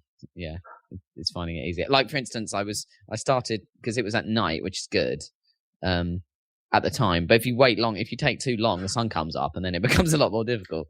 Yeah, it's great. I don't know why people haven't done open world stealth before. It makes so much sense to me. Like that whole looking over the village and then sneaking in. It makes total sense. I mean, it's been done. I guess the closest you could say it has been done, but perhaps not in this style of game. Like I want to say Crisis. Yeah. Maybe. Or Far Cry even, maybe. But but it's not really that stealth. But you could be quite stealth about Far Cry with it. You could be. And you kind of had to be stealthy in a lot of Crisis until stuff went wrong. Yeah, I guess if the alarm went off, it's like you were screwed for quite a while. Yeah, I think the side ops do kind of remind me of maybe the Far Cry 3's like outpost takeover stuff. Or whatever. So, although you ended up killing everyone in the outpost takeover, didn't you? But this would be like go in, rescue a prisoner or something, and Fulton them out or whatever. The Fulton thing. So I've upgraded my binoculars so I can actually see the skills of people, but no one ever seems to have high enough skills for me to like be like, I really need to Fulton this guy. But I think I need to upgrade my binoculars further to see people with higher skills. But that takes research. Up to a point. Yeah, I can only see up to a B rating, and I think if you upgrade it, you can see up to A++ rating in different stuff. But the thing is, like, it takes research in order to get that. So I don't know. My research isn't very good, and I don't know who to Fulton to get it better. I'm not fully on top of the base management, staff management, base buildings, because it is actually a sort of complex. I'm sure Zach could figure it out in 5 seconds, but I don't know exactly where to look. Like there's a button min-max that stuff in a day. Yeah, exactly. I haven't min-maxed it basically, and I'd quite like to, but I'm just carrying on with the missions at the moment. But like, there's a button in the staff management menu which is like, it's like click in the stick or something. So it's not like an obvious button, but it's like auto reassign everyone to their best possible posts, and I just occasionally press that, and I hope it's working for me. Anyway, yeah. Base building. There's a lot to this game. Yeah, it's fun. So, say you're someone like me, who is a bit poop at the stealth mechanics. Found Ground Zero's a frustrating play. Yeah. When trying to play it in the way the game seems to suggest you should be. Right. Say everything goes bad. Yeah. Should I, if I was to try and go guns blazing? Yeah. And not that you've had necessarily much experience with that. No. Would that be a satisfying experience? Or I think it would be. I think you totally could. I mean, I think the gunplay is actually quite good, and you could escape or do whatever. I think. I mean, what I haven't seen is like, because apparently, they'll call in reinforcements and stuff. So I haven't seen that stuff happen because I usually reload if it gets that bad. But apparently, you can even mitigate that by blowing up their communications posts so they can't call out stuff like that. Oh, cool. Yeah. So there's all kinds of. I think that it'd be fun to just experiment and try. You could even like go in guns blazing. I don't know what would actually happen in order to. You'd have to be quick to rescue a prisoner or something before they. I don't know. Presumably they'll shoot them or something. Yeah, maybe. It's I worry about because when the times things did go bad, they went very bad. Like while I was playing it, it's the number of people that would get drawn in would be insane. And you're not that strong. Like you're pretty vulnerable. No, you will die. If that happens, but which is good because that's kind of because one of the worst bits in Ground Zeroes was that you mentioned the tanks earlier. Was I'm pretty sure there's a tank that's just already alerted to your situation, or that happens as part of the story, doesn't it? Yeah, in Ground Zeroes, and it's just like, oh boy, I've got to deal with this thing. And that was quite annoying. You just have to find that item clunky you need. Fight. Yeah. I mean, if I think I had the rocket launcher conveniently. But it did use all of the ammo to take that thing out. Yeah, and it's. I just got on top of that building. But even so, it was when I did. Yeah, but even when they spotted me out there and just kept shooting me with a machine gun, it's like, oh god, right. It's like that thing seemed super aware of where I was, and it's like that was no fun. And it's like in the end, I ended up sort of just running around the base of it and like just dicking around. And it's like this. I'm pretty sure this isn't how I'm supposed to be doing this. That's the thing, but it's fun anyway. Sometimes. I know it wasn't because that I did. That annoyed me. It's like I'm a bit worried that some encounters and things like that would potentially rely on, because I got this feeling from Ground Zeroes, would potentially rely on the equipment you may have stumbled upon, or right.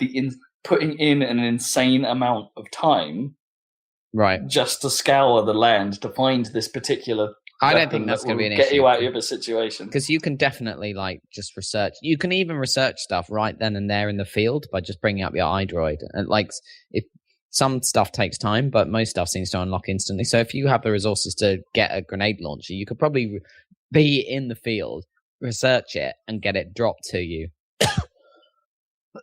with a supply drop. It's super flexible in comparison. So when you're in the field, it's not actually taking much of the management stuff away from you. In a way. No, because the thing is, the way it works is you can be at your base, but all the management actually happens through your iDroid. So generally what I do is, because actually one thing that's annoying is that Afghanistan is pretty annoying to get around, even with the horse, just because there's just impassable mountains everywhere. And you can look at the map and see the roads and where they go. And unlike Red Dead, you can't set a path and it shows you the path on your map. You can just set a marker, which is not useful because if you make a beeline for the marker, you're just going to run into a mountain, which is very annoying. And the other problem is there's just outposts everywhere, even small ones. So you can't just ride straight there because you kind of have to stealth past. You can sort of horse stealth by hanging off the side of the horse. Hang off the side. But you still no one have thinks to twice about a horse on its own. Yeah, but you still have to slow down. And in practice, I can't be bothered, so I just request a helicopter pickup most of the time after I've done an op. Sometimes the next op is the next valley over or something, and I'll go, but that does annoy me. So I tend to go straight up in the helicopter. But then there's an intermediate point. So when you get the helicopter, it doesn't drop you at your base. You just get a menu or a thing where you are in the helicopter. It's the same as the Ground Zeroes open menu screen or whatever, I suppose. Do you know what I mean? When you had the droid up to try and call the chopper in, you just sort of go, actually, I want to land at one of these predetermined spots. Yeah. So you call it in, and then you're up in the sky, and it's called the mobile command post, but basically you're just in a helicopter that's flying over Afghanistan, and you can do everything from there on your iDroid. And I think you can do that just at any point on your iDroid, but that's the default place to start everything for me. So a trip to Mother Base is actually, it's good to go there because it's cool and you raise your staff morale by dicking around, and you can take a shower and shit like that. I don't know, and you can move the story forward sometimes. But I tend to I'm in the helicopter and I just, choose my upgrades for my base, rearrange my staff, get my daily bonus that they give you. Yeah, your silly login bonus. Yeah, login bonus and choose a mission and stuff. So yeah, generally. So you can do a lot just from the iDroid straight there. You can even listen to all the tapes as well. That's a thing. It's weird. It's one of those games where I'm in my head, I'm so intrigued about its craziness and its bonkersness, but I can't for sure say whether or not I'm going to have a good time with it unless I just really, really put on the sense of, you know what, I don't care. Just go nuts. Let's just get through this. Let's just see what it is. I think you'd have more fun with the gameplay. Yeah, I think you'd have more fun with the gameplay than in Ground Zeroes. I think it is more polished and there's more options for you. On the other hand, it's a very long game full of stealth. So that would be the counterpoint. I think if you'd played 2 or 3 hours of this rather than Ground Zeroes, you'd have enjoyed it more. Definitely. But I'm not going to recommend a stealth game to someone who doesn't like stealth. So, yeah. Yeah, it's tricky. You should play the opening, though. It's totally insane and nothing like the rest of the game. That's the most Metal Gear part. It's like a full-on interactive movie type thing, and it's really violent as well. It's mental, like the prologue. I'll spend 50 quid on a trailer. Yeah. Yeah, it's cool. It's almost like he deliberately gave you a constrained, where the gameplay is really constrained, but the story and stuff is spectacular. It's the hospital the original stuff. Phantom. Yeah, okay. The original Phantom Pain trailer. Yeah. It's completely mental. From the trailer, exactly. I mean, it is amazing, but it's not representative of the game at all, and I think that might be on purpose. Because suddenly you have all this freedom and stuff, and less of the craziness. Well, in that kind of craziness, it's more like craziness that you know, what do they call it? Emergent craziness, which is the kind that I like. Ground Zeroes not happened. Yeah. Then maybe this would have come as a surprise, you know. Yeah. Maybe exactly. that was the original plan, to just be all like, well, hey, we're going to make this intro sequence that feels distinctly Metal Gear. Yeah. And then pull the rug out. Yeah. Boom! Here's this brand new thing. Yeah. Exactly. That's true. Anyway, I shall continue to play. I'll let you in on how the buddies things work out. Now I've got quiet, and hopefully D-Dog before long. I totally want D-Dog. I want D-Dog. D-Dog is... Yeah. But I think D-Dog sounds like he might be a bit OP, because he does... Apparently he spots all the enemies and stuff, so I'll have to find out. But that solves half of my problems straight away. Yeah. But, I will report back on that. I mean, it's going to get harder, like, in terms of the enemies and stuff and environments, so...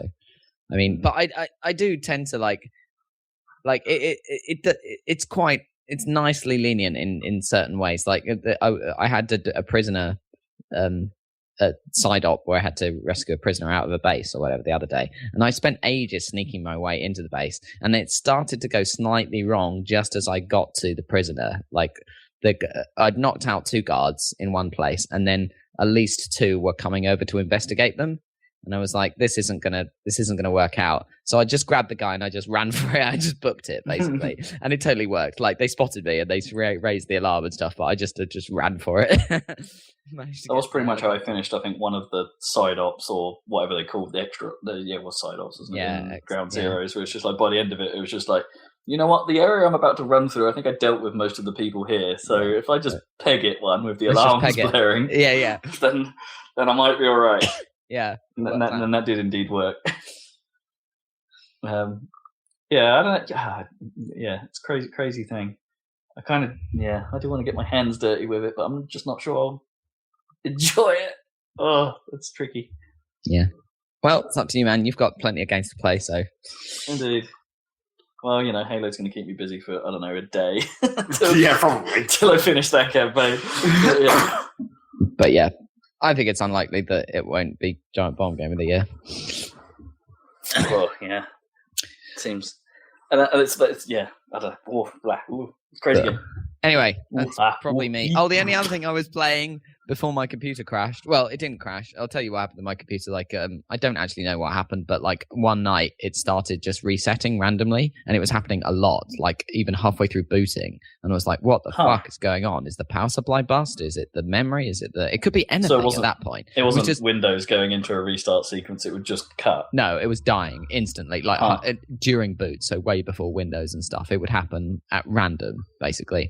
And I think now that it was maybe the power supply in the flat, or maybe they were doing some work in the street or something, but I think it was the power. Oh, wow. So you had like a fluctuation or something was happening. That sounds a lot. Plausible. It was very bad. And I don't have I should get a surge projector or something but fingers crossed everything is fine now. But it was really bad. And I was like getting to the point where it's like, this is bad, because I thought it was my computer, obviously. So I was like, well, what? And it was going, do you want to recover or whatever? And I was like at the point of pressing the button that said reset Windows. And what that effectively does is reinstall Windows, which is quite a nice feature. And I got halfway through reinstalling Windows and the power cut, but eventually I managed to reinstall Windows. And that could have been real. It could have been terrible. Yeah, I did all the worst things pretty much. But I was like, what was I supposed to do? I was trying to figure out. I just wanted to get it working again. Anyway, it was real bad. But anyway, so now I've got a totally reinstalled Windows 10. The only thing that, so there's various things that I haven't installed or whatever. And I need to get back set up. I think it's probably good, because it's good to have a fresh install once in a while. So, but anyway, that was really horrible, because it could have been anything, and I wouldn't have no idea what to buy to fix it. You know, I didn't know if it was the power supply I had no idea how to diagnose that. There was basically nothing I could do. I did find something in the Windows error log, and it was just like error, no power or something. Oh, really? It actually knew that the motherboard knew that had happened. Yeah, it did manage to log. That's kind of cool. Which is pretty impressive, yeah. I guess they wouldn't have needed to have added that level of fidelity now that they're in the old mobile business, with Surface and stuff like that. Perhaps that becomes crucial if you're building devices like that. That's kind of neat. That makes a lot of sense. I sort of assumed that the software level wouldn't know about that stuff. You'd think so. Die. That's neat. Thought. Yeah, so if you knew that much, then you can immediately pretty much make the assumption that this is almost certainly motherboard or power supply. Yeah. The likelihood of it being one of those two things is much bigger than your house power supply being dodgy. Well, that's what I thought. Anyway. Yeah. Man, so I'm glad it was just that, but yeah, in a way, because it's like that is a better solution than you having to buy and tinker. But, I mean, it could have been anything. Yeah, critical. I mean, replacing the motherboard is a royal pain. I've done that before. Yeah, I'm surprised after all the other stuff that you've done to upgrade your PC, you don't have a surge protector or a UPS. I'm not buying a UPS. UPSs are expensive, man. I was but this is Dad's computer we're talking about. He has crazy shit in there. Like, I was considering, like, if that was the solution, I would have got like some kind of little UPS. But anyway, bloody noisy when they kick in. Yeah. Yes, but the point is they don't kick in most of the time. Yeah, it's a backup.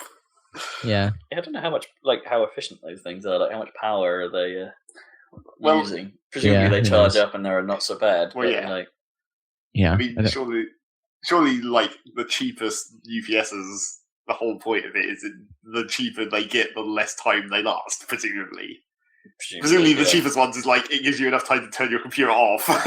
Yeah, exactly. Yeah. Anyway, so that was fun times. But before I did that, and I'll probably do it, I'll probably look at it again. But I saw a Reddit post that there's a new release of a PSP emulator. I was like, interesting. And so I downloaded PSP, PlayStation Portable. So I downloaded that and plugged in a ROM for Wipeout Fusion. And you can run that shit at like 1440p at 60 frames per second. Oh, man. And it looks pretty fucking good. And I could play with playing it, and I was playing it with the the Xbox controller. Oh, no, Pure or Pulse? Oh, Pulse. Sorry, Wipeout Pulse. Yeah. So there's some problems with Pure, but Pulse works great. And I didn't quite manage to get the DLC. Well, I had to fiddle around to try and get the DLC into it. But anyway, out of the box, you just plug in your Xbox controller and you just play it at massive resolution. And it looks pretty good considering it's a PSP game. Like, because it's all anti-alias and stuff. Just out of curiosity. Do I? Maybe. I don't know. I don't know. I know. I don't know where that is. I assume you have it. Yeah, it's in a cardboard box at my mum's house with the words "to Rob" or "for Rob" written on it, and it's okay as long as it's somewhere secure. Yeah. I don't know why it hasn't actually gone to you. It's ridiculous. Anyway, yeah. I need to try that because, like, as I said, I've been experiencing playing around with the PS2 emulation stuff recently, as it's actually a better way of playing PS2 games now than getting out your old console. Yeah, and it's. Yeah, the PS2 emulation is spot on. I haven't had a single problem. Like, really? That's a lie. I've had a couple of the classic emulation audio glitches, but there's normally a fix. Like, there's almost always like an option you can tweak to make that stuff better. Like as I said, I was trying to get my copy of Frequency working, and it's like. I had to make a couple of little tweaks to basically desync the audio slightly, so it wasn't trying to be perfect. Yeah, and then actually that fixed the synchronization issues. Oh, VSync is your enemy. Right. This stuff. Yeah. Like, yes, VSync makes everything pretty, but boy, does that muck around with emulation timings unless your emulation is more than is running way beyond what your system is capable of, and it's Oh, sorry, other way around. Your system is way beyond what the emulation requires. Yeah, absolutely. And it's, so turning that off was pretty much the key. Turn it off, Frequency runs like a dream. Yeah. And I didn't have any problems running Katamari anyway, so that works perfectly as well. It's like this PS2 emulation is probably the best emulation I've ever seen. Right. Like, it's great. The PSP one seemed really great. I mean, yeah. The best emulation I ever saw was probably the Game Boy emulator. Well, okay, arguably that actually runs better. Like even today, NES emulation isn't particularly great. Like there are problems with it. Like, I'm pretty sure this is moving on to stuff I've been playing. I'm pretty sure the NES emulator in Rare Replay is garbage. Like, it plays the game fine enough, but you can hear audio issues. Yeah, like every now and then something doesn't sound right. And it's like, I'm not sure the NES emulator in there is great.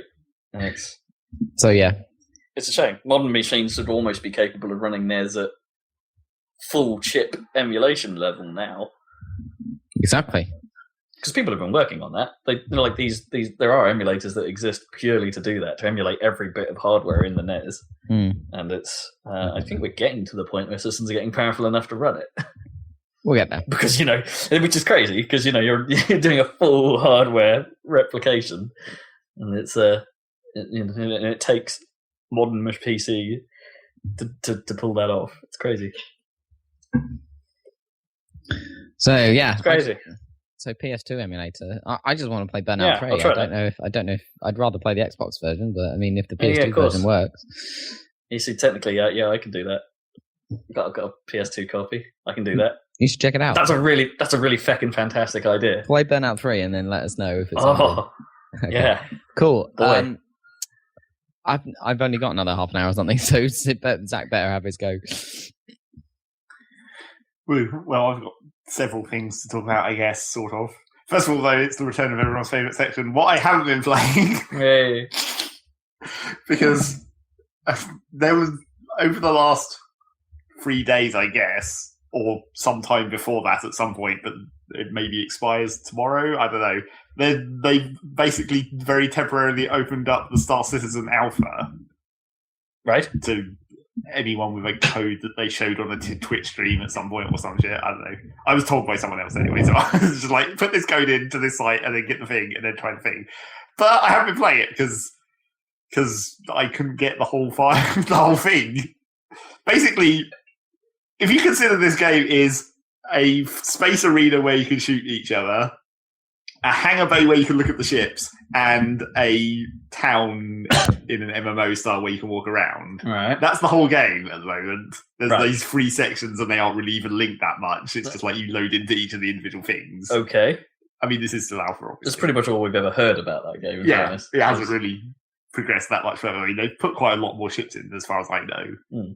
Obviously, not all the ships that they originally promised yet still. But what about all the ones they sold? Yeah, exactly. Not all of those exist yet, as far as I know. But even though with only those 3 modules, the fucking thing is still 30 gigs. Whoa.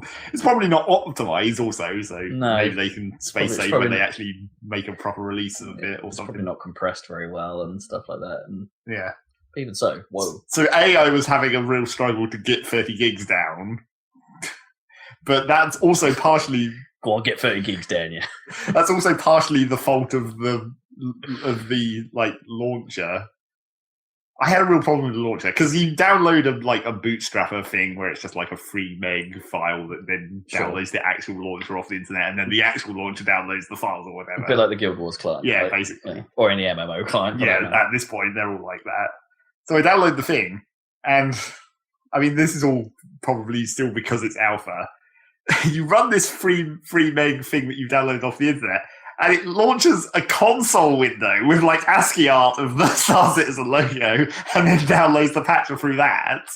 And it's kind of cool in a way. It's kind of cool, but I was like, oh, that's weird. But then that thing doesn't actually work, because it downloads the patcher files and then just crashes. Oh boy. So I was like, well, okay, the zip file's there, so I can just unzip the actual launcher. But you're still running 7, right? So you'd expect that to work? It's not even a Windows 10 thing? No. Or... It's it just doesn't work. So it's okay, the zip file's there, so I can just open that and extract the actual launcher and then run the actual launcher. But the actual launcher, for some reason, doesn't accept spaces in the file name. So I put the patcher into a folder on my hard drive called Star Citizen with a space. And then when you run the launcher, it makes Star Citizen without a space. And I'm like, fuck you. Oh, weird. So then I had to fix that. Weird. And then once I got it all working, putting it into the folder with Star Citizen without a space and everything was going there, and I was like, okay. It also randomly creates a copy of the launcher in the root of the directory for no apparent reason. I haven't worked out why it does that. But I'm like, well, okay. Just in case the game wants to exit out to the launcher? Well, no, because if you run that one, it starts creating another copy of it in the root. And I'm like, that's not... Why is it doing that?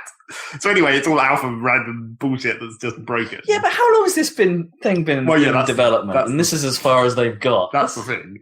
So then after I did that, and I was like, okay, now I have to download 30 gigs. Is there one guy working on this? No, apparently not. There's quite a lot of people working on this, supposedly. Yeah, are they all having table tennis tournaments instead of making games? then at the point when I was downloading 30 gigs, I was like, I don't fucking have 30 gigs. Yeah. So I had to go around and shuffle all shit all over my hard disk and delete things and try and make space. And then when I install Battlefield, that'll help. Well, yeah, I could do. It's friggin' massive. Yeah, well, they all are. But then I was like, okay, I'm going to run this overnight.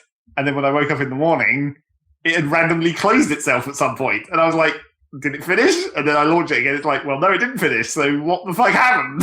Oh, boy.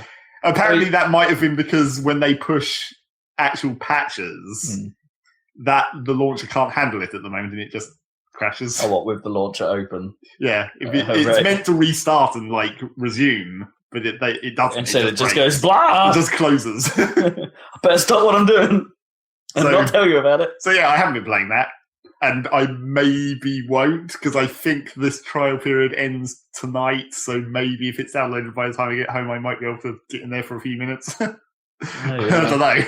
We'll have to see. That's madness. In fairness, we do know someone with us who has made a Star Citizen purchase, so maybe we should tap them for their knowledge. But it's like, I was talking to the person who told me about this thing, and they're like super excited about the whole game. And they showed me a video of some of them. They're a crazy person. Well, yes. They showed me a video of some of the more recent stuff that they've been working on, where it's like the first person interaction. Like how the physics model of the environment, where it's like you have in like the town mode, you mean, or within the ships when you're walking around inside. Oh, okay. Right. And it's like how they've made it so you can basically just you have a hand which they call it grabby hands, where you can just grab shit and it like then you pick up the thing. But it's like it's obviously designed to be a better version of like Shenmue, the bad things that you could do in Skyrim. Right. Like everything jiggles a lot less. Like it's more solid. It just looks more solid as a physics system of picking shit up and putting it down. Like when you put a cup down as a wall. Yeah. Like, it's just like, it's planted. You just place it where you want it to go, and like you can rearrange all the interior furniture of your ship, so you can I want my photos up on this wall. Okay, nice. When are we going to see something about the actual game? No, that's the thing. All of this seems everything that we see and hear about this game sounds like the extraneous stuff. Like where's the actual? I don't know, Wing Commander-esque. I mean, we've got the dogfight, I suppose. Yeah. But where's the bigger galaxy? Where's the flying around from place to place? Where's the trading? Where's the carving your path stuff we expect from a space game? They've managed to make these free modules, like the fighting module and the hangar module and the MMO-esque town module, but they're not really linked at all. It's not like there's not an overarching structure of anything. Which then worries me. Is like, are they all built so differently that they can't, or like that they're going to have to then do effort to try and link them because they haven't been necessarily architected the same? I really worry about this game, about how this is being made. I mean, I was talking to the person who linked me to this, and it's like they're super excited about it, and I was like, it's probably not going to come out for another 2 years at least, is it? And they were like, yeah, I know. At least. And I'm like, well, the hype train's just going to die, surely. You can't be this excited at this point and maintain that for a whole other 2 years. In fairness, I think the hype train has been fairly realistic for a long time at this point. But it's the same situation as like No Man's Sky, where it's like the hype train has just died because it's taken so long to actually happen. We saw it too early. We saw No Man's Sky too early, and we haven't seen improvement. On the plus side of Star Citizen, at least there's been something you can play during this alpha period. Sort of. Yeah. There's something you can actually see that exists that takes up 30 gigs. Dogfight any good? Do we know that much? I don't know, because I haven't done it. I know, but I haven't heard an opinion either way on that stuff. No. So yeah, that's what I haven't been playing. What I have been playing, in order to rush things along, that same person who's super excited about Star Citizen also decided that they wanted to create an EVE account for a free month. Okay. And I was like, well... Also a crazy person. I guess I'll just log into EVE. I helped them over the first couple of days, but then they apparently just made their own... They got deep into the explorations, like the scan probes and sites and stuff. We did a video of that. Yeah. It's one of our most popular videos. I mean, obviously, because they're in like really low-level ships and stuff, they can't do the hard ones. But they're doing like the hacking modules. So they're basically just in a tiny ship that has like a cloak and stuff, so they can do it in low sec as well. Oh, cool! But they're only looking for the hacking sites and just quickly nipping in and hacking everything and getting out, and not worrying about fighting at all. That a viable strategy? Apparently, it makes pretty good money, so they don't need my help any longer. Fair enough. Interesting. That was quick. Helped them over the first week, and then it was good. That was quick. For Eve, that's fast. Well, I mean, they got lucky with some drops, especially as well. There was one drop they got almost immediately of like there was a ship blueprint that apparently virtually never appears, and it was in a high-tech site, and it was worth like 60 million or something. So what, they just sold it? No, they built the ship, but the ship's worth that much as well. So they can sell it if they want to turn that into a battleship or whatever. Although battleships are way more expensive than that nowadays. So anyway, that was Eve. I played a bit myself. I trundled around, did some scanning myself, fiddled with my planets.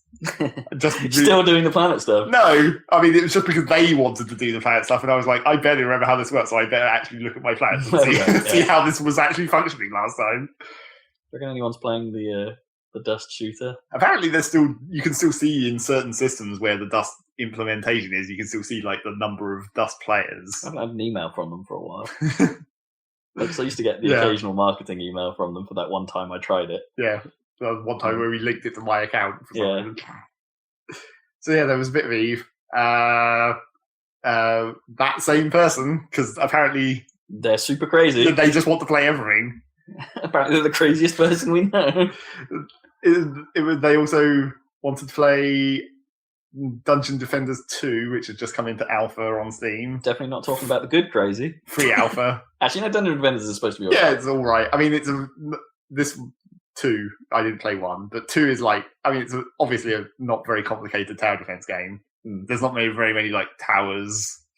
There seems to be quite a large variety of enemies, but none of the ones that we've seen so far have yet appeared to be unusually difficult to deal with. It's just like, just have towers and shoot them. And then they die.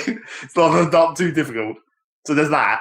Is it one of those games where you're in control of a character as well? Yeah, it's a third person. Yeah. You can theoretically spec a character to be like almost not turrets and all direct combat. Okay. Theoretically. But I think especially if you're playing solo, you need one of the characters who has like walls, so you can at least hold up the creep waves or whatever. That makes sense. So as a team player, you could build one of those. Yeah, you could have a mostly fight character. But yeah, it's not terrible. I mean, it's in alpha as well, so it's not that. Oh right, I didn't realise. So it's still early access and stuff. Yeah, it's free in alpha, so you can just play it and mess around. Speaking of early access, hey news, Broforce is no longer early access. I should play that. Yeah, we'll get to that in the bees of Steve A to Z shortly. It's only 2 games away. So. And so that game is like, it's all right. We haven't got that far into it. The thing that it does have, which is the thing that gets me, I guess, is it has like loot. Oh, okay. Right. So it has like a torchlight character upgrade with stats and bonuses, and you can configure a character that way and all that stuff. And then like your character has special other bonuses you can apply. Or whatever. That's cool. So yeah, it's an all right game. It's not very complicated. I mean, it doesn't really compare to like Orcs Must Die or whatever. Oh, that's a much more better. Confident tower defense with a lot more options, right?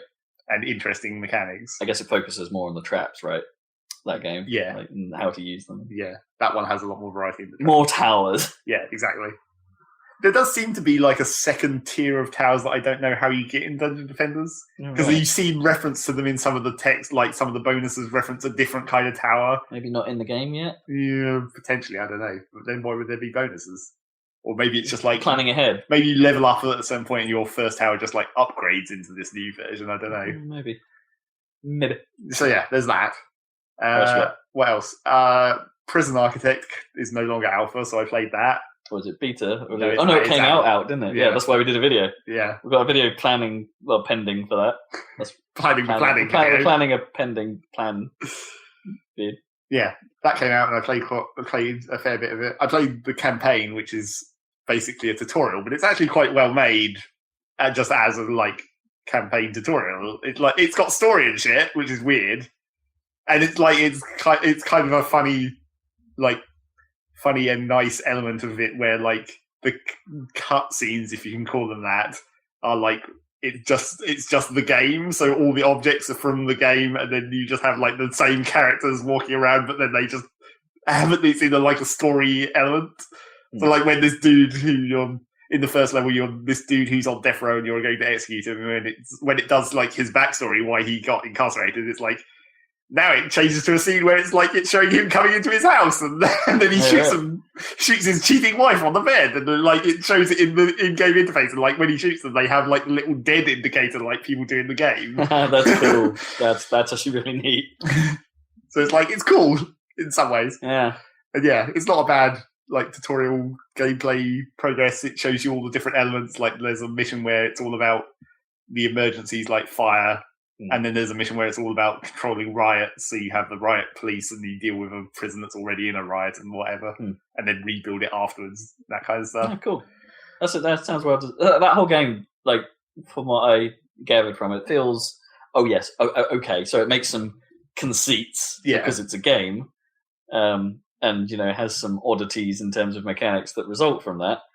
But it seems like it's pretty well thought through. Yeah. There's a lot of. A lot of neat ideas, a lot of neat touches. The planning thing I thought was cool. Yeah. The only thing that maybe isn't really that great is the escape mode that they should put in just before release, where you play as a prisoner and you have to break out.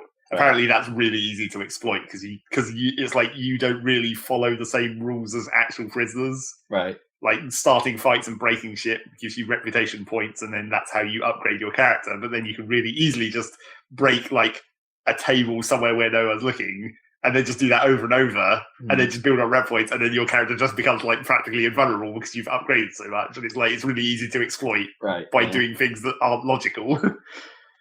Okay, surely someone would have to see you break the table to get rep. No, apparently not. Yeah, that sounds like an instant flaw. And also because it's like if you do these things like breaking shit and punching people, you get punished.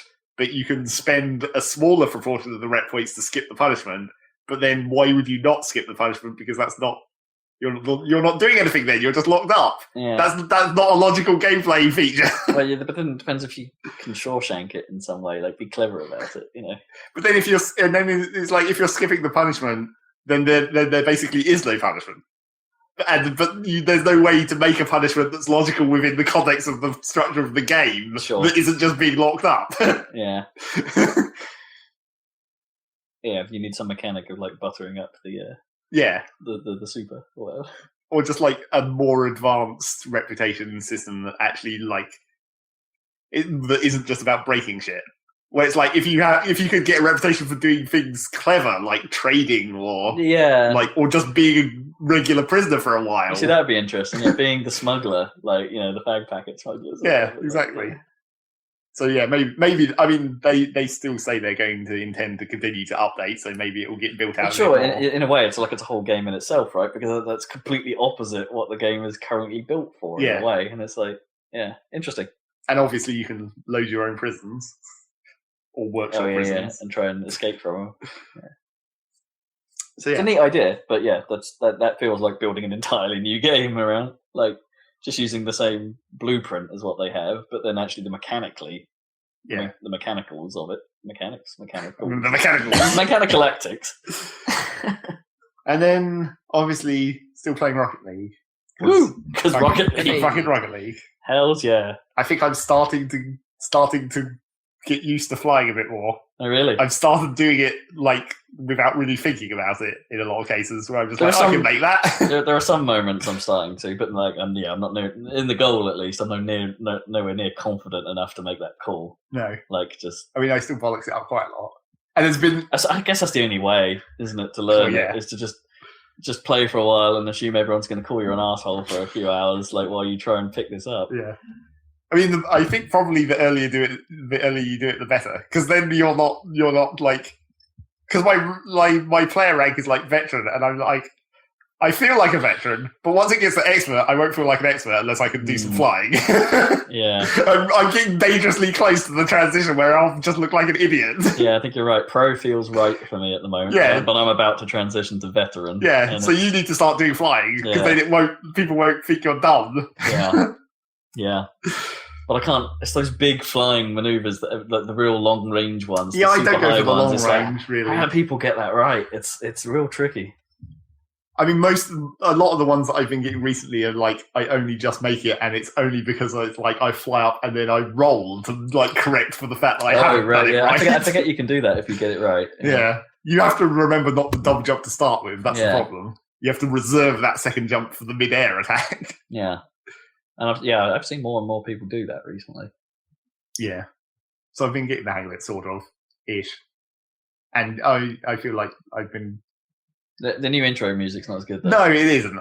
That's what I said the first time I launched it. I was like, this version's not as cool. I mean, it's a fine enough song, right? And I don't seem to mind these Hollywood principal guys that they keep drawing music from. Although their style is a little samey, potentially. But, like it's a fine enough thing, but it's like, I really want the old music back. Although that, like, actually, after a while, that gets quite irritating as well. That one chopped up bit of vocal that it relies on. Yep. But it makes a nice, like, start-up music, right? Yeah, it's exactly. Like, it's your hype music for the game. Yes, it was quite hype. Yeah, it's quite hype. It's better than the actual official theme. Yeah, The official theme is just sort of... generic. It's too casual. And then, obviously, on October the 21st, they put a DeLorean in the game. And then everyone had the DeLorean. Yeah. I was playing games with every single person apart from me being DeLoreans. I gotta admit, I was tempted to pick it up, but, I mean, it's sort of cool. It's kind of cool. Everyone has it, which makes it incredibly not cool. It was just like Guild Wars when they did that when the expansions came out and everyone was a ninja. Because as soon as they put a ninja in the game, obviously everyone was going to be a ninja. It's like, no, that's not cool. Pandas. Yep, exactly. Slightly different in World of Warcraft. Because of the way the different races work. Panda ninja. So yeah, and there was some other stuff, but I don't remember. Oh, I started playing another weirdly modern version of Minecraft again. Because sometimes that happens. I was playing this weird mod where it's basically it's a huge collection of mods. Sometimes that happens. Sorry, I just have to roll back because sometimes that happens. Yeah, these things happen. Sometimes I have to go back to Minecraft. It's in this incredibly ridiculously huge mod pack with an unnecessarily large number of mods, some of which I think I might actually end up turning off because they're mostly pointless. But it's basically, you might remember ages ago I talked about the Skyblock Minecraft map where you start on a tiny island in the middle of an empty world with a tree, and you just have to build out from there. It's basically this mod pack is designed to make that. Can you get the resources for that? Where a lot of stuff in Minecraft you can create from other stuff. Right.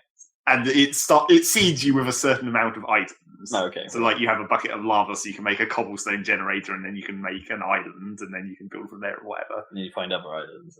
No, you just in the original version of Skyblock, there was limits. Like, there were some things that you could never get, but a lot of stuff, like if you wanted to make a bed, normally you need sheep because you need wool, but you can make wool out of string. So if you can make a mob generation room, like a dark room where mobs will spawn, you can kill spiders and they drop string, and then you can turn the string into wool, and then you can get a bed. It's like, so there are ways you can get a lot of stuff in Minecraft from very basic elements. But yeah, this mod pack basically takes the Skyblock idea and makes it makes you more capable of getting everything, and like sort of accelerates the early stages. Like there's even like one of the mods within this mod pack is specifically designed for this mod pack, like the Skyblock idea. So it has some early elements where it's like you can take saplings off the tree that you have and grow more trees and then get more saplings. And then you can compost the saplings to make dirt, so you can grow more trees because you have more dirt to grow trees on. And like that, just that first step really accelerates the whole process of building your island out and getting the initial resources. And then you can like sieve the dirt to get plants. So you can like it basically just random other plants come from nothing. Well, it's like seeds for plants come out of the dirt. Come out of nothing. Yeah, basically. And stones that you can turn into rock, and then you can build a cobblestone generator and all that stuff. So yeah, I've been doing that. All right. It's like... Is it just a different challenge, a different way of playing it? It's just like a different version of the Skyblock. But yeah, there's a lot of mods in there where I'm like, do I need those? I'm not even entirely sure. There's like really weird things where it's like, hey, that for some reason there's a mod where like random cows and stuff can have hats, and I'm like, is that necessary or not? I'm not even sure because I don't know what's in this mod pack. Oh right, like I don't know what other effects it might be having. You reckon the hats mean something? Yeah, it's like I don't know. How do I take off the hats without? I don't even know what mod pack it is linked to. I've got to use the wizard cow. And like I'm unlocking hats because there's like pop-ups that say I've unlocked a hat. I'm like, how do I play those? I don't even know. Where are those? What did he see in the parallel dimension? Yes, exactly. Some beans. Yeah, lots of beans. Lots of beans. So yeah, there's my Yeah. And that's it, mostly, probably. I don't even remember. It's been 3 weeks. I always forget shit. How much time have I got then? No time. Well, we're out of time. Why? Yeah, exactly. Okay. I will just say then, Jet Force Gemini. I've played that over the last 3 weeks. I have beaten that game now. Really? Yeah, I played through the whole thing. Boy, do you need a guide for the second half of that game, though. Right. Like, the first half is like basically a linear run and gun shooter. You have to get your characters to the thing and get them to all meet up, basically, and then they all get upgraded with stuff. And then the game suddenly becomes, oh yeah, you remember all those things you're supposed to be saving and stuff? Like, yes, 100% the game, please. So it all becomes a crazy retread of everywhere you've been, except now you can go to, like, in a way, in part, that sounds a little bit Metroidy. Like, oh, go replay all the levels that you've done before, but now you can go do more stuff in them. But there are moments where it's like, oh, but you need one of the 3 characters to do this level because you'll need things. Oh, and actually you need to do the levels in this sequence because you'll need to get the key for this character from a level over here, and then you can go and do this thing. And it all becomes a bit too much like, oh, by the way, you need to go, like, this character needs to go do this thing, and you can't do this thing yet. And it's like, if I wasn't using I used a guide, like, unashamedly used a guide, because some of this stuff is weird and complex and awkward, and what I thought were side challenges suddenly become necessary, and it's like, oh, you need a gold medal, this pointless Floyd flying robot side quest, which are all garbage and control like hell, but right. Like, and it's just like, you need a gold medal this thing to get an item so you can give the earplugs to this bear, which will, I don't know, do something, I don't know, and it becomes a bit like a crap adventure game, like, in some respects, and it's like, oh yeah, the second half of that game is bullshit. But I did it. So now you know. So you got your achievement. Yeah, it's a weird game, basically. How many years later? Also, why give the one character that can swim and therefore have awkward camera angles no trousers and an incredibly short skirt? It's like, oh, this is creepy. There's not polygons to matter. True. There's not enough polygons, but boy, that's an awkward moment. There was one of those, like, gnome walks into the room and goes, it's not very flattering. Nice. Oh boy. It's a weird game. Also, like, you can knock the heads off, like, all the creatures and stuff like that, and they'll roll around the floor and you can pick them up, and it gives a count of how many heads you've collected for no good reason other than that there's an achievement in Rare Replay for picking up a certain number of heads. Okay. And it's like, why are you picking these up? The game goes doo when you pick up a head, and it's like, there's no mechanic for that. There's no reason to do that. It's weird. It's bizarre. And there's even a part of the game where you have to shoot surrendering enemies, because if you don't, then the door doesn't open. And it's like, this is uncomfortable in a strange way. Bizarre. It's a weird ass game. I'm kind of glad I've done it, because it's, one of Rare's N64 era, and pretty much all of Rare's N64 stuff is supposedly untouchable in terms of, quality and, like, the height of their... Well, at the time, yeah. I suppose. Yeah. It's the height of their skills, I suppose, is when they were biggest, and, definitely the reason to have it in 64 in a way. And it's...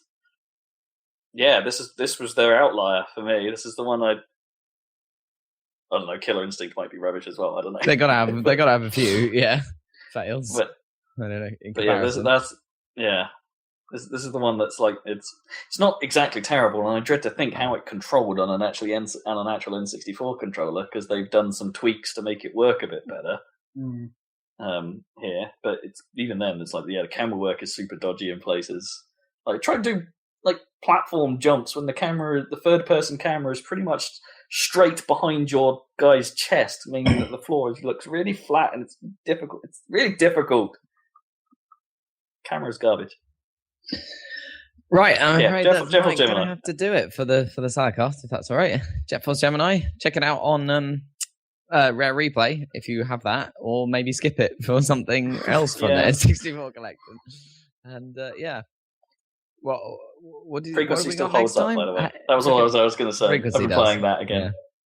Yeah. It still holds up. It's awesome. Well, we're going to have a baby sequel to that from Kickstarter at some point, but yeah. Check that out on an emulator of choice. If you own it already, which you do. I want to say it's PCX2, I think is the one I'm using. It's really good. And we'll get a report. Make sure you own the discs legally and all that garbage we probably have to say regarding emulation. But gray areas that it is.